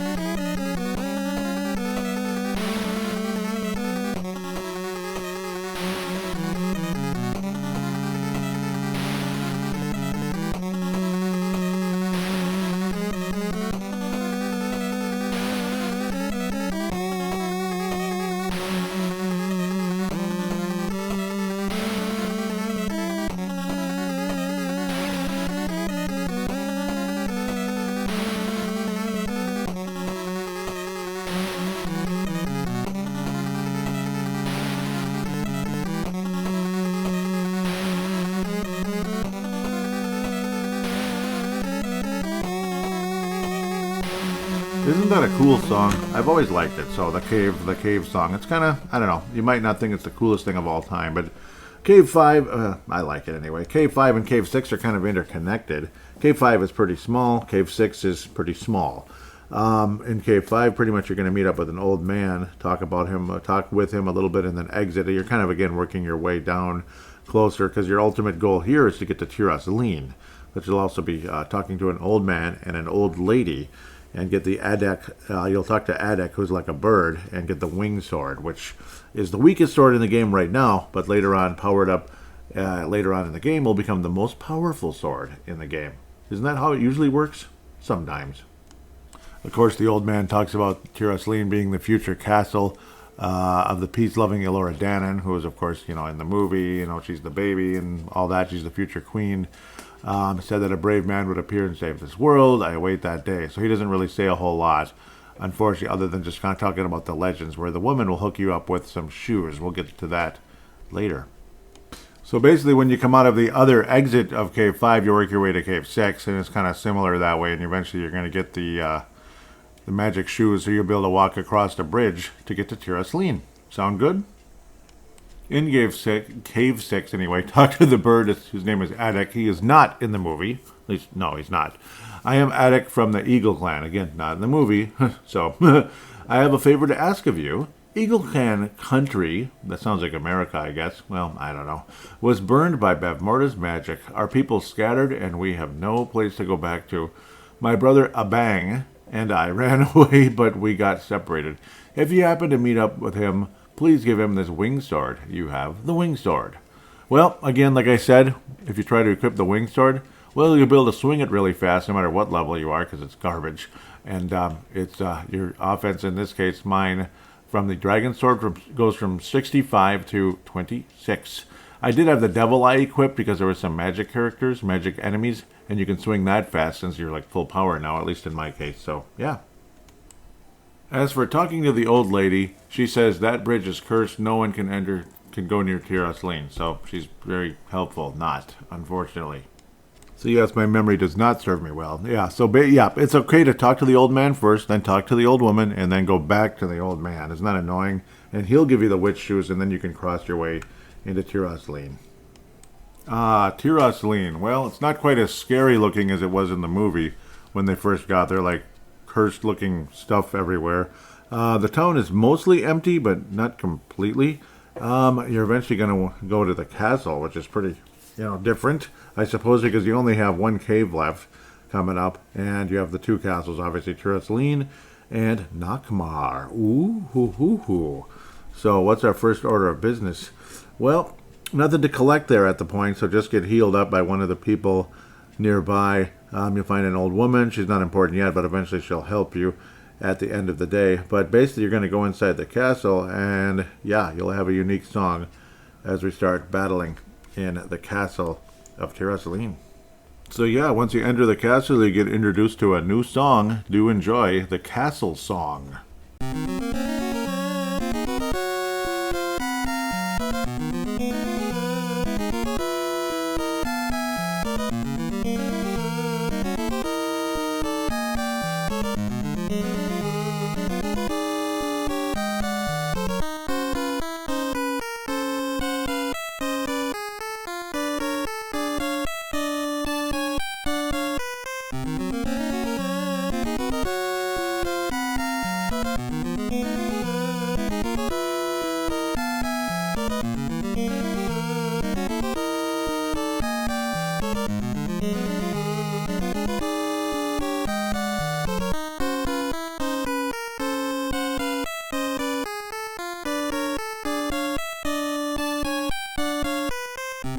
So obviously this does not follow the movie that much, but Tirasleen is in the movie, yes.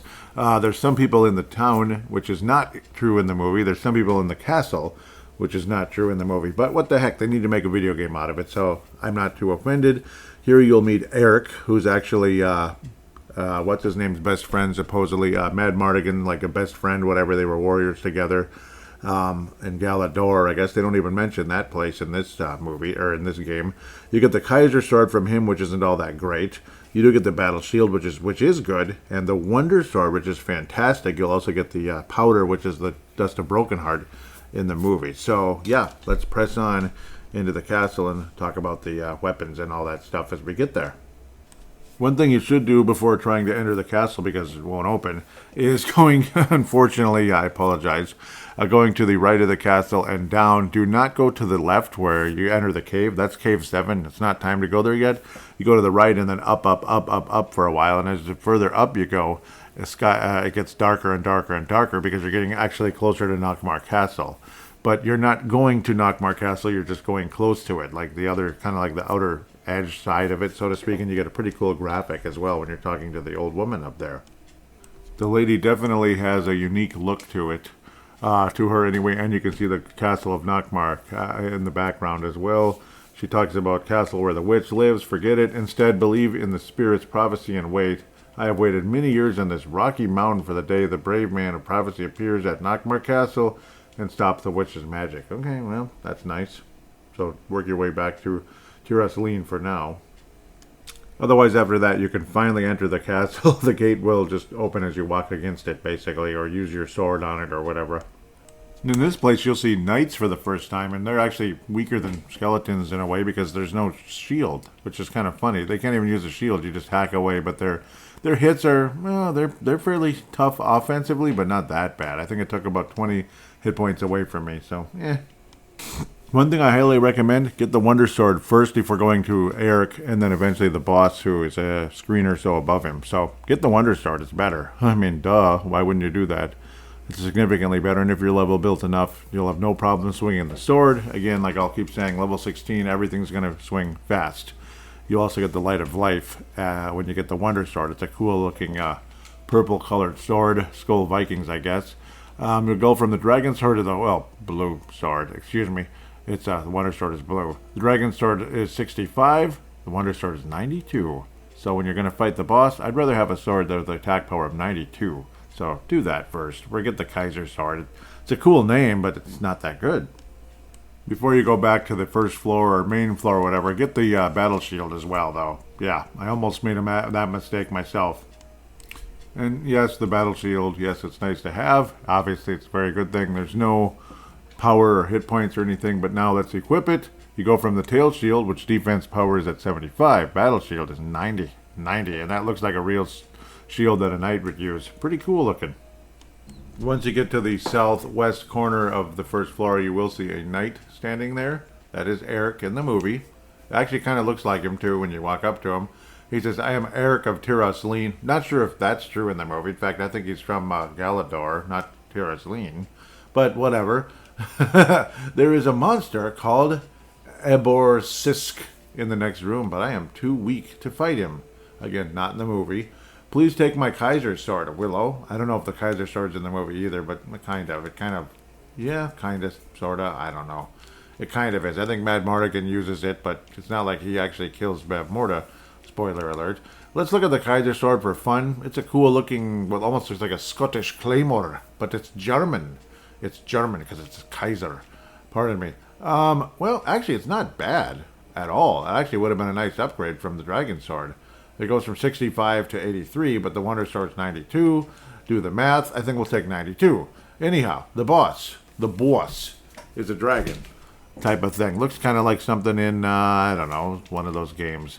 I don't know. One of those, yeah, it's freaking easy as hell. It actually looks like the turtle head in Zelda Link's Awakening, and it's ridiculously easy. You just hack it away. So the Wonder Sword did wonders on the dragon-looking thing, and then you're put in prison. So that's probably why it was so easy. There's Mad Mardigan, and there's General Kale, who is absolutely in the movie with that skull mask. He is a monster, behemoth of a man, the actor that plays him. What is he, like 6'7" or something? And whew, what an intimidating bastard General Kale is. Whew, probably the most interesting character in the movie just for that reason. What a beast. I believe he was a wrestler in real life. He passed away years ago, though, because he's the older one. He says, "Ha ha ha, I am Kale, the General of Knockmar." And that is in the movie, yes. "You have fallen into our trap. I have taken the crest of the spirits. Now our Queen Bavmorda can destroy it and receive everlasting life. To show my thanks, I'll let you stay here to die. Ha ha ha ha." Well, thank you. Thank you, General. As for Mad Mardigan, who's also in there, also known as Val Kilmer, excuse me. "Hey, Willow, we meet again. On the way here, I met a guy called Eric." Well, they knew each other in the movie, but anyhow, I guess he met him, who told me that somewhere in Tirasleen there is a secret cave connecting to Knockmar Castle. Well, that would, yeah, we'll get there. Anyhow, but there is nothing that can be done now. Oh, woe is us. So what you do is kind of wander around in the room. If you get to the northeast corner of the room, all of a sudden this wall opens, and there's the brownies. Freyjan says, "Willow, we've come to help." Rule says, "Yeah, to help," because Rule basically is a parrot to Freyjan. "Yeah, to help. We've come here to help." "Yeah, to help." Great. Anyhow, leave this castle and find the secret cave to Knockmar. castle. Yeah, to Nockmar. Okay, yeah. Take the powder of unrequited love. It's said that anyone who touches this powder will have a heart of justice. It's magical. It should be of help to you. It should. God, I hate that parroting. It's so stupid. You have the power of unrequited love. Yeah, in the movie, it's something that turns, it just makes you fall in love with something, no matter what it is. Yeah, just watch the movie. Mad Mardigan has gone ahead. Follow him. God, Rule, stop being a parrot. That's embarrassing. How could you be a parrot to somebody else? So you go in the door and you're like out in the basement area now, I guess. But this is a completely different section of the castle. Basically work your way down to the southeast area, and eventually you'll kind of figure out things from there, I suppose. And basically from there you're basically at the south central section of the main floor. Just leave, I guess, and continue into the next step of the game. So yeah, it's as simple as leaving the castle, healing in the town of Tirasleen, because there's a person there to heal, you remember, in the western section of the actual town, not the castle. So just northwestern section. Hopefully you've already done this. And then we go to the cave, where that's to the, when say you walk right from the castle when you're at the castle, and then when you go south, instead of going to the east, and then north forever to talk to the old woman, you just simply go west, and then you enter cave level 7. So you're at cave 7 at that point. We're in the final cave of the game. Now we're back talking to the little brownies again. They say, this looks like the secret cave. Looks like it. God. Be careful, Willow. Careful. Oh, my. Ugh. Rock! Careful! We get the point. Before, if you came here, when you're working your way from the entrance, kind of wrapping around to get to the next part of the cave, to the next door, so to speak, there'd be an empty treasure chest, a worthless treasure chest blocking the way. But since we worked our way through Tirasleen Castle, and did what we did, beat the boss and escaped and all that, escaped from the cave and with Frazen and Rule and on Mad Mardigan and everything, the treasure chest that blocks your progress is now out of the way, so we can continue into a cave level 7, if humanly possible. In this place, there is a fury shield. There's a fury shield. That's the only actual item. Otherwise, you continue working your way north and west, ultimately, and exit this cave to the next part of the game. Wahoo. When you get the fury shield, they call it the shield that is cursed by anger and hatred. Interesting. Well, sounds like politics? I don't know. It must be the political shield. I don't know what the heck. It's basically like a big spike, and I don't mean when, I don't know. I'm just kidding. So the defense goes from 90 to 95. Okay, well, 90 to 95. Interesting. Interestingly enough, when you come out of cave number 7, like the other side of it, guess where you are? Well, working your way to Nockmar Castle.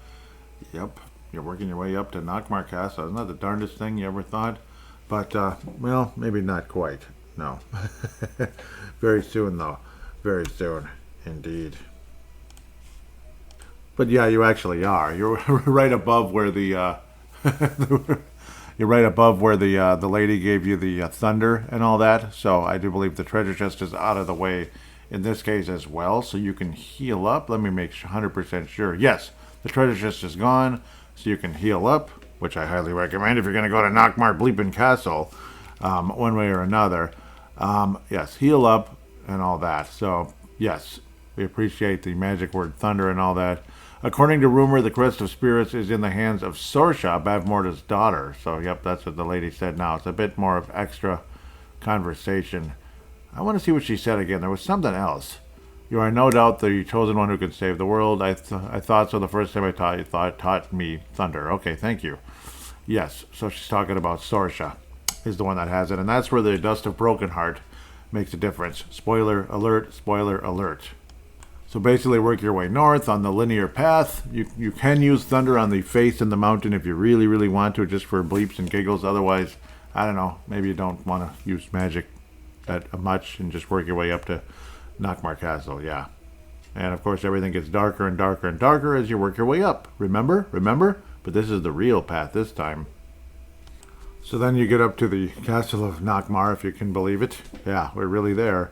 A knight in like golden like armor, a Nakmar soldier, basically says, "What are you doing here? This is not a place for the likes of you." So what do now? You turn yourself into a little slime with the magic of Spectre. Unfortunately, it uses a ton of magic. And what does he do? You're a tiny little thing, by the way. He says, "Oh no, a monster!" And he's gone. Yeah, you're literally like a tiny little thing. And he runs away. Funny. And you can get in. Isn't that cool? You're in Nakmar Bleepin Castle. Enjoy the music.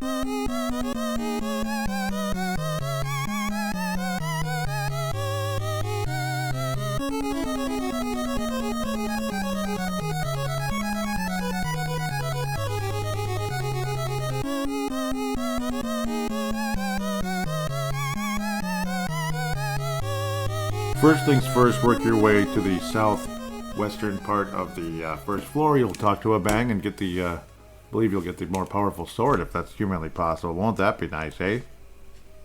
A bang of the Eagle Clan, pretty cool. So that's what he says, he's a warrior of the Eagle Clan. Why do you have my wing sword? Oh, Addic, Addic must have given it to you. Now I can put my strength behind the sword. Dun dun dun dun dun. Yep, isn't that cool? So, yeah. But it looks like the door to Nakmar Castle cannot be opened without a key. I think Eric was saying that the old woman he rescued from this castle has the key. I haven't seen her, though. So, yeah, now we get to go back to Tirasleen. I knew it was one of those kind of things. You're in the castle, but it's kind of like a pre-whatever. But let's take a look at the wing sword now, eh? So, Wonder Sword, 92. Wing Sword, 110. That's what I'm talking about. Yeah, you know, the strongest sword in the game, strongest shield. Let's kick some major Butoxis. What do you think of that? But unfortunately, yes, you do gotta go back to Tirasleen. Yeah, well, instead of going right and then, you know, down and right again and up or whatever, remember that same old woman that talked to you? Well, now she'll be in her house. You'll go from Tirasleen up to the castle, go down and south and talk to her, and you'll be hooked up. At least I would like to believe so. And there's no shame in using Poe to fly back to Tirasleen because, well, it kind of takes forever to walk, especially it's kind of tiring and stuff and confusing too. I do believe you can also fly back to Nakmar Castle. Yeah, which is awesome. And of course, to refill magic, sometimes you kill these magic characters, like that zombie looking thing that can turn you into a pig or whatever. Yeah, you might want to hurry up and kill him as fast as possible, or those blob looking characters as well. So don't worry about magic points as long as you're, well, yeah, you don't want to use them up, but I mean, at the same time, if they're gone, there are ways to, well, if some are gone, there are ways to refill them along the way, as difficult as it can be. And basically, the green old woman, greenish colored old woman that was at the top of the mountain, now is in that place, like I was saying, is in her house. The door opens and all that. She says, "Oh, I've been keeping the key for Eric. Can you give it to him?" Basically, and you now have the key to Nakmar Castle. I don't think you see Eric again. Eric, not Eric, but Eric again. But you have the key to Nakmar Castle, so that way you can get into doors that you need to get into and such that were not available before. That is awesome and all that. So, yeah, now we can go back to Nakmar Castle for real now. And you get to hear the song again if you like. But, yeah, I'll play it again. Why not? It's a good song.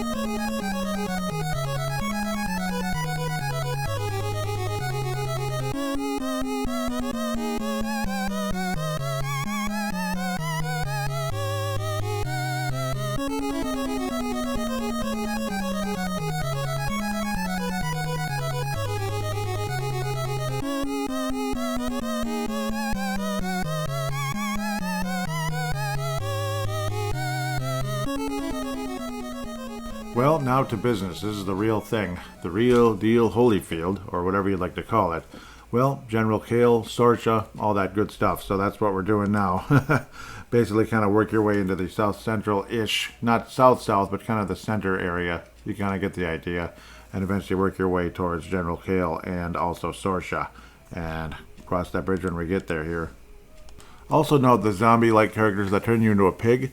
I think before, like earlier on, when they turn you into a pig, they'd throw like a spell at you like 5 or 6 times and then you'd come out of your pig status.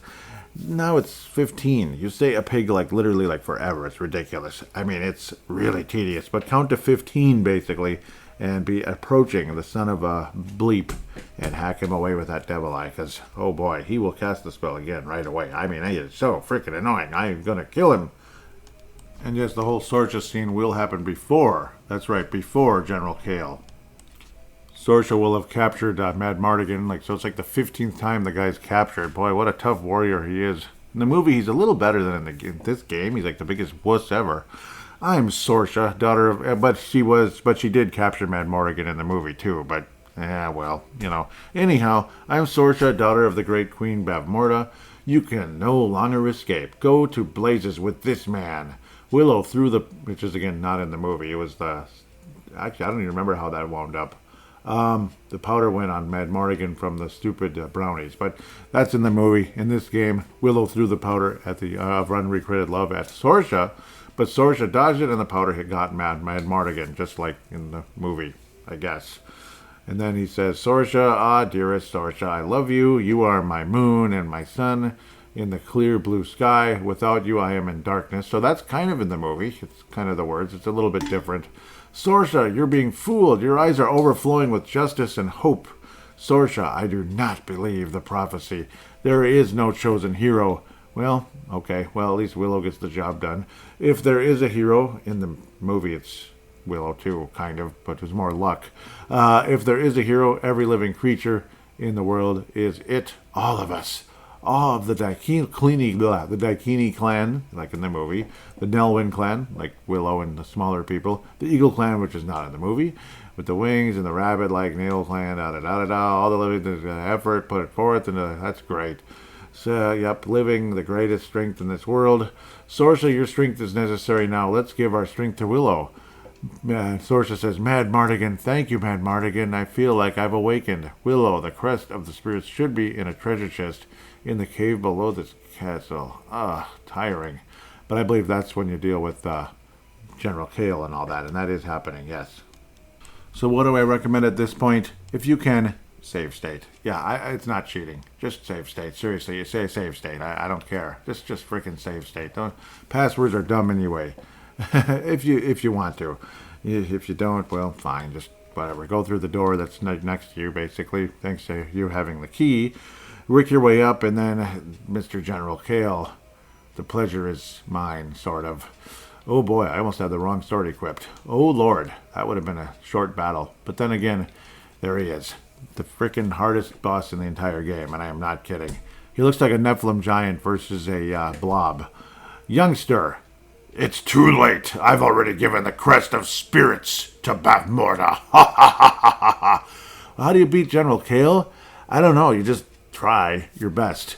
When he's swinging around, you gotta wait and wait and wait until he stops swinging around, and go for a small little hack real quick and get out of there. And I mean get out of there. You can only get one hack at a time.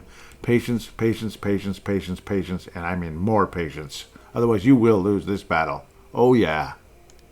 Also, if you walk too far away, he will suddenly move extremely fast diagonal, and yeah, it'll be like a dispatch attack, like from Cyan or Cian in Final Fantasy VI. It'll be really, really bad. Oh yeah. So don't get too far away, but don't get too close either, where he can actually hit you. Your sword or your shield will protect you, depending on how close. If you're too close, you're going to get hit no matter what. But if it starts kind of getting the edge, your shield will protect you because you have a great shield. Yeah. Also remember, you cannot heal in these battles. This is a battle where you really think about it constantly, and you can't. It really sucks. Oh yeah. So yes, heal before the battle, yeah.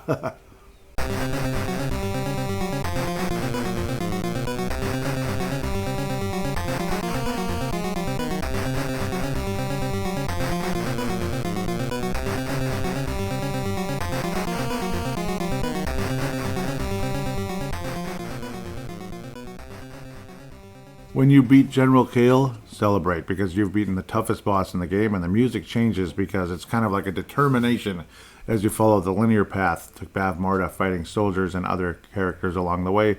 Try your best to avoid using magic because you're going to want as much magic as possible with the magic cane. Bavmorda is not that hard, but if you don't have magic, you can't win the battle. You will lose, ladies and gentlemen. So make note of that and listen to this determination song as Willow walks the path towards victory.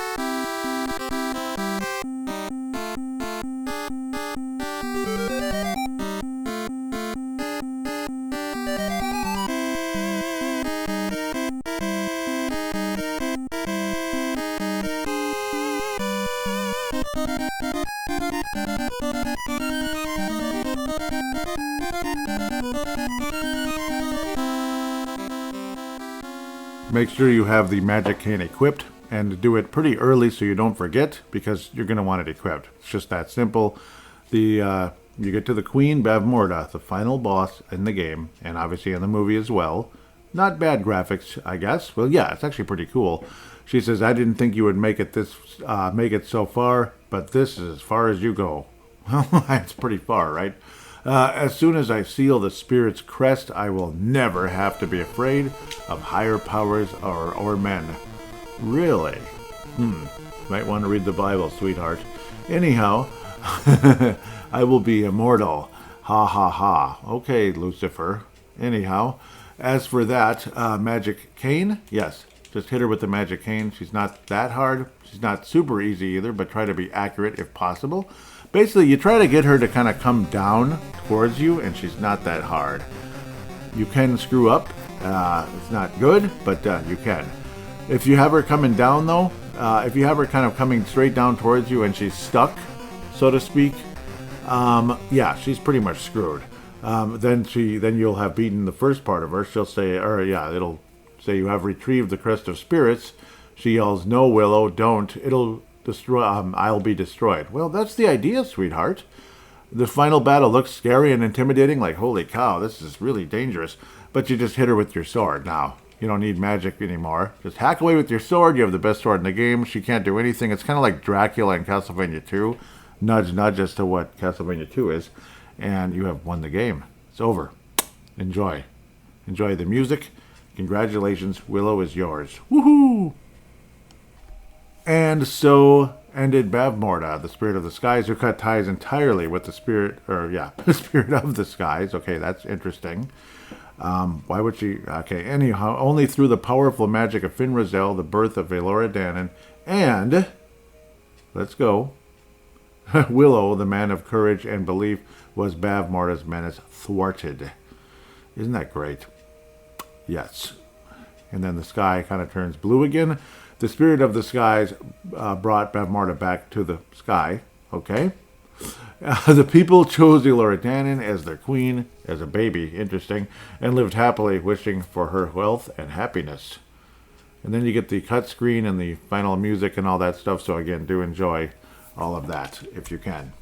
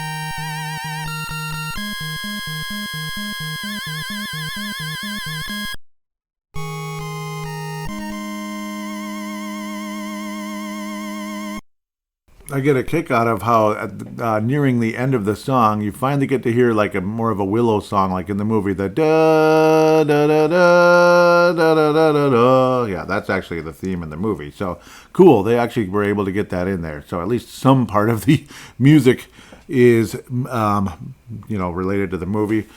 As for the game itself, the quality of the game, I think it's pretty good. Capcom made the game. I like this. I like it a lot. Replay value for me is a 5. Can you believe that? 5 out of 5. Yeah, it is. It's a 5 out of 5 stars for me with the replay value because I play it every single August. I'm a little weird, but I look forward to this game. I don't usually like the month of August very much, but this game kind of puts me in a positive mood with the month of August. As things get a little darker, but fortunately a little bit cooler as well, which can be better. Sometimes it's not the case, but sometimes it is. But no, an overall, yeah, it's wonderful. It's a wonderful game, honestly. Is it a masterpiece? Of course not. The animation's kind of funky, da-da-da. The graphics are decent. They're decent. They're solid. It's not great, but it's not like a brand new game. It's one of the older ones that are brand new. It's not like one of the later titles is what I'm trying to say. So it's before the Super Nintendo and all that. The different swords, I think that's cool. The battles are a little weird that you can't heal, but I guess that adds to the challenge in a sense. A couple of very difficult bosses, but Kale by far the hardest. I fought him many times, so he wasn't as hard for me. But again, patience is so crucial to beating him. The overall, the music I think is a, let's say like a 4 or 5, 4.5. Okay, since we can do a 0.5. 4.5 for the music is way up there. Replay value is a 5 overall. Gameplay, something around the likes of it's probably the lower grade here, 3.5 for the gameplay. That's the one thing. It can get extremely frustrating, kind of choppy a little bit. Sometimes you feel like you're just losing control for a second and it's too late. You get hit too quick sometimes, and it can be really annoying and drive you crazy. But still a great replay value. Sometimes you forget to change the magic spell and then you end up using something you weren't wanting to, and you end up losing magic points. It's extremely dumb and annoying. So there's that. Graphics, like a 4. Pretty good. Not great, but pretty good. Like above average, like a B to B plus range. Again, replay value is the top grade. It's very enjoyable, and the music is very good. It's a 4. Very good music. 4.5. Sorry. That's like an A minus at the end of the day. So a game that I will recommend that you play. Yes. It would have been a wonderful rental, but who knows, maybe you would have needed a little bit of time. I think you need about 7 hours maybe to beat the game.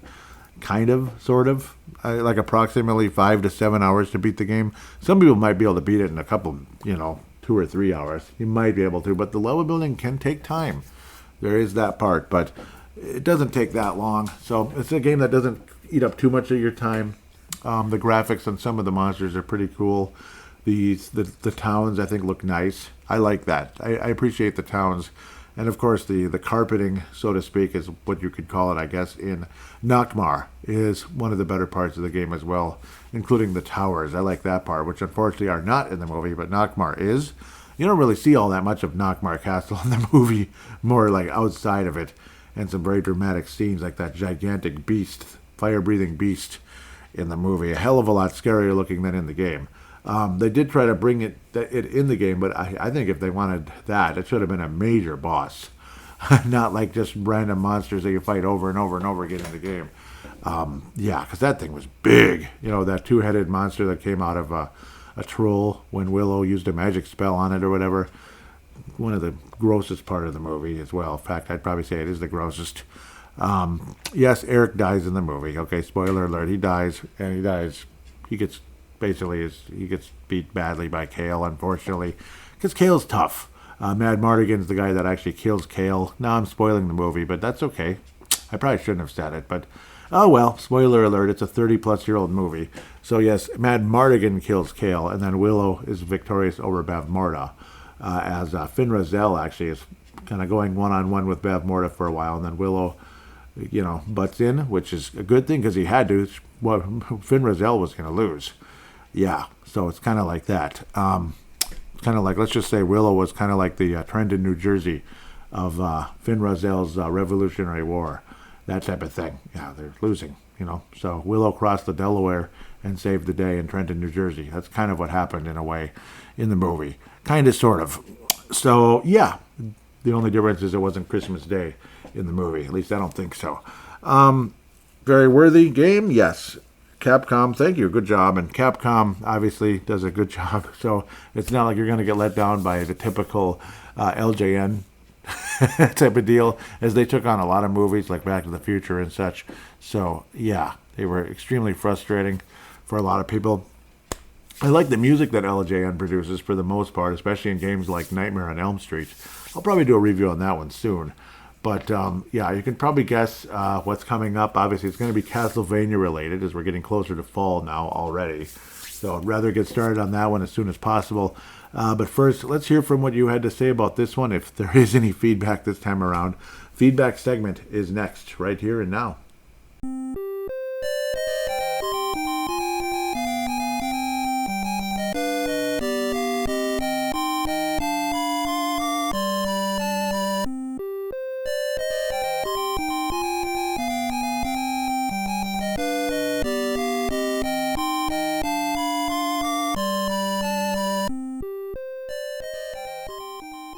And we are back here on Video Game Flashback. Feedback segment.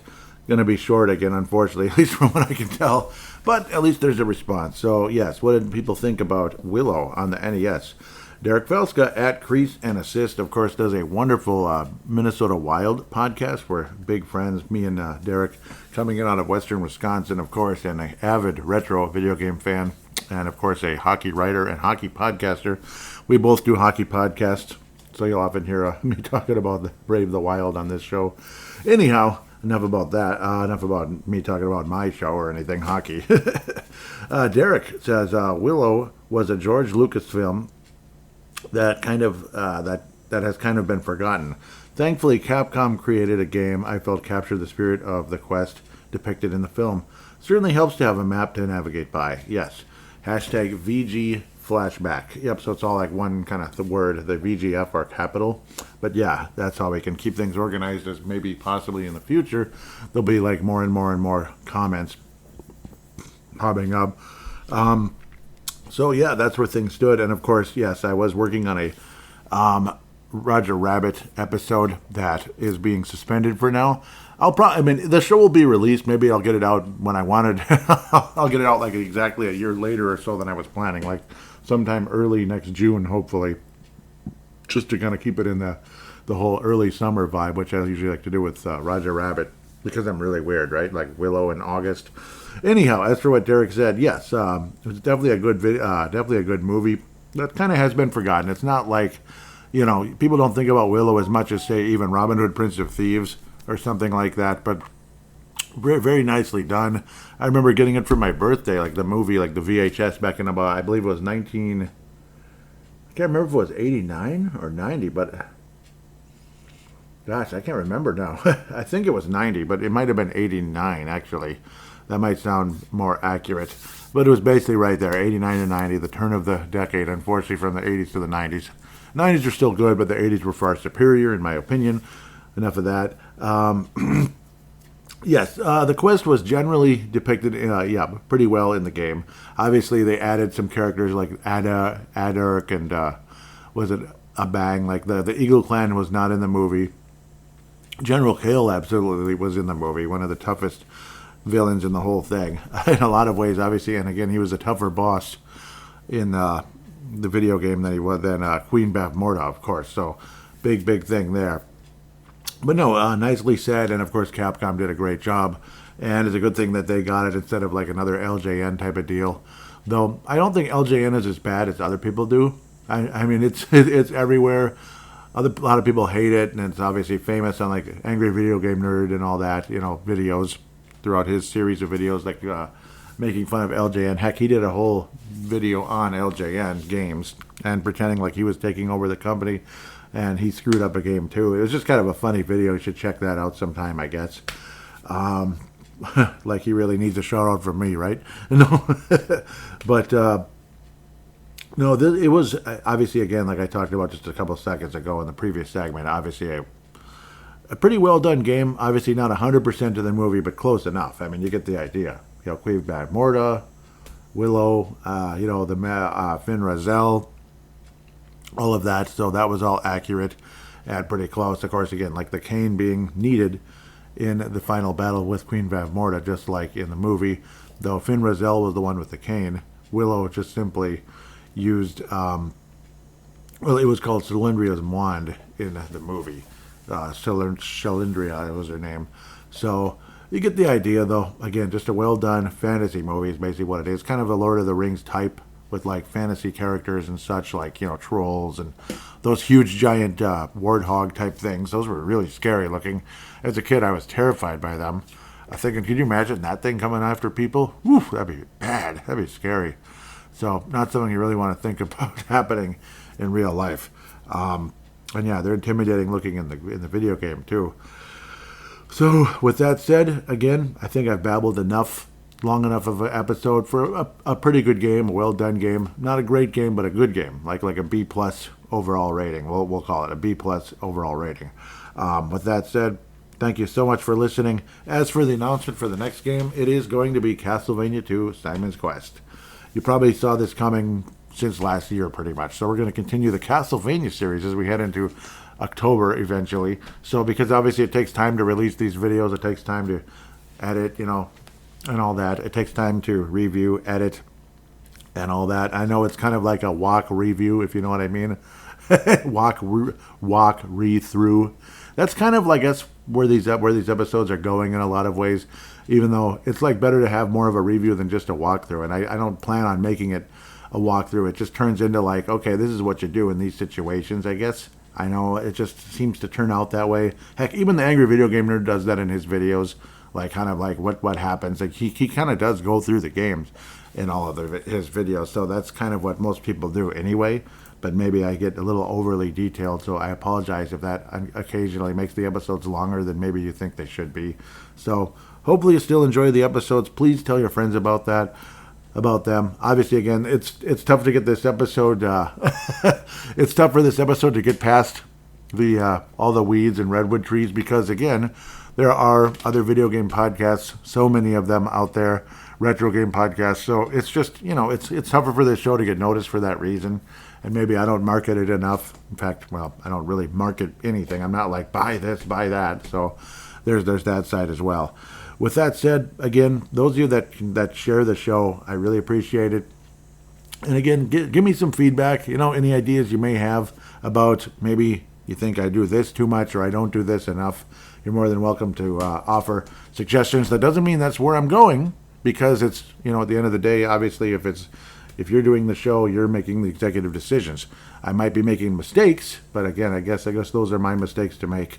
But again, suggestions are very welcome, and some might be so freaking helpful. I'll be like kissing you on your feet, if you know what I mean, like, because that day could come. With that said, take care and, well, stay retro.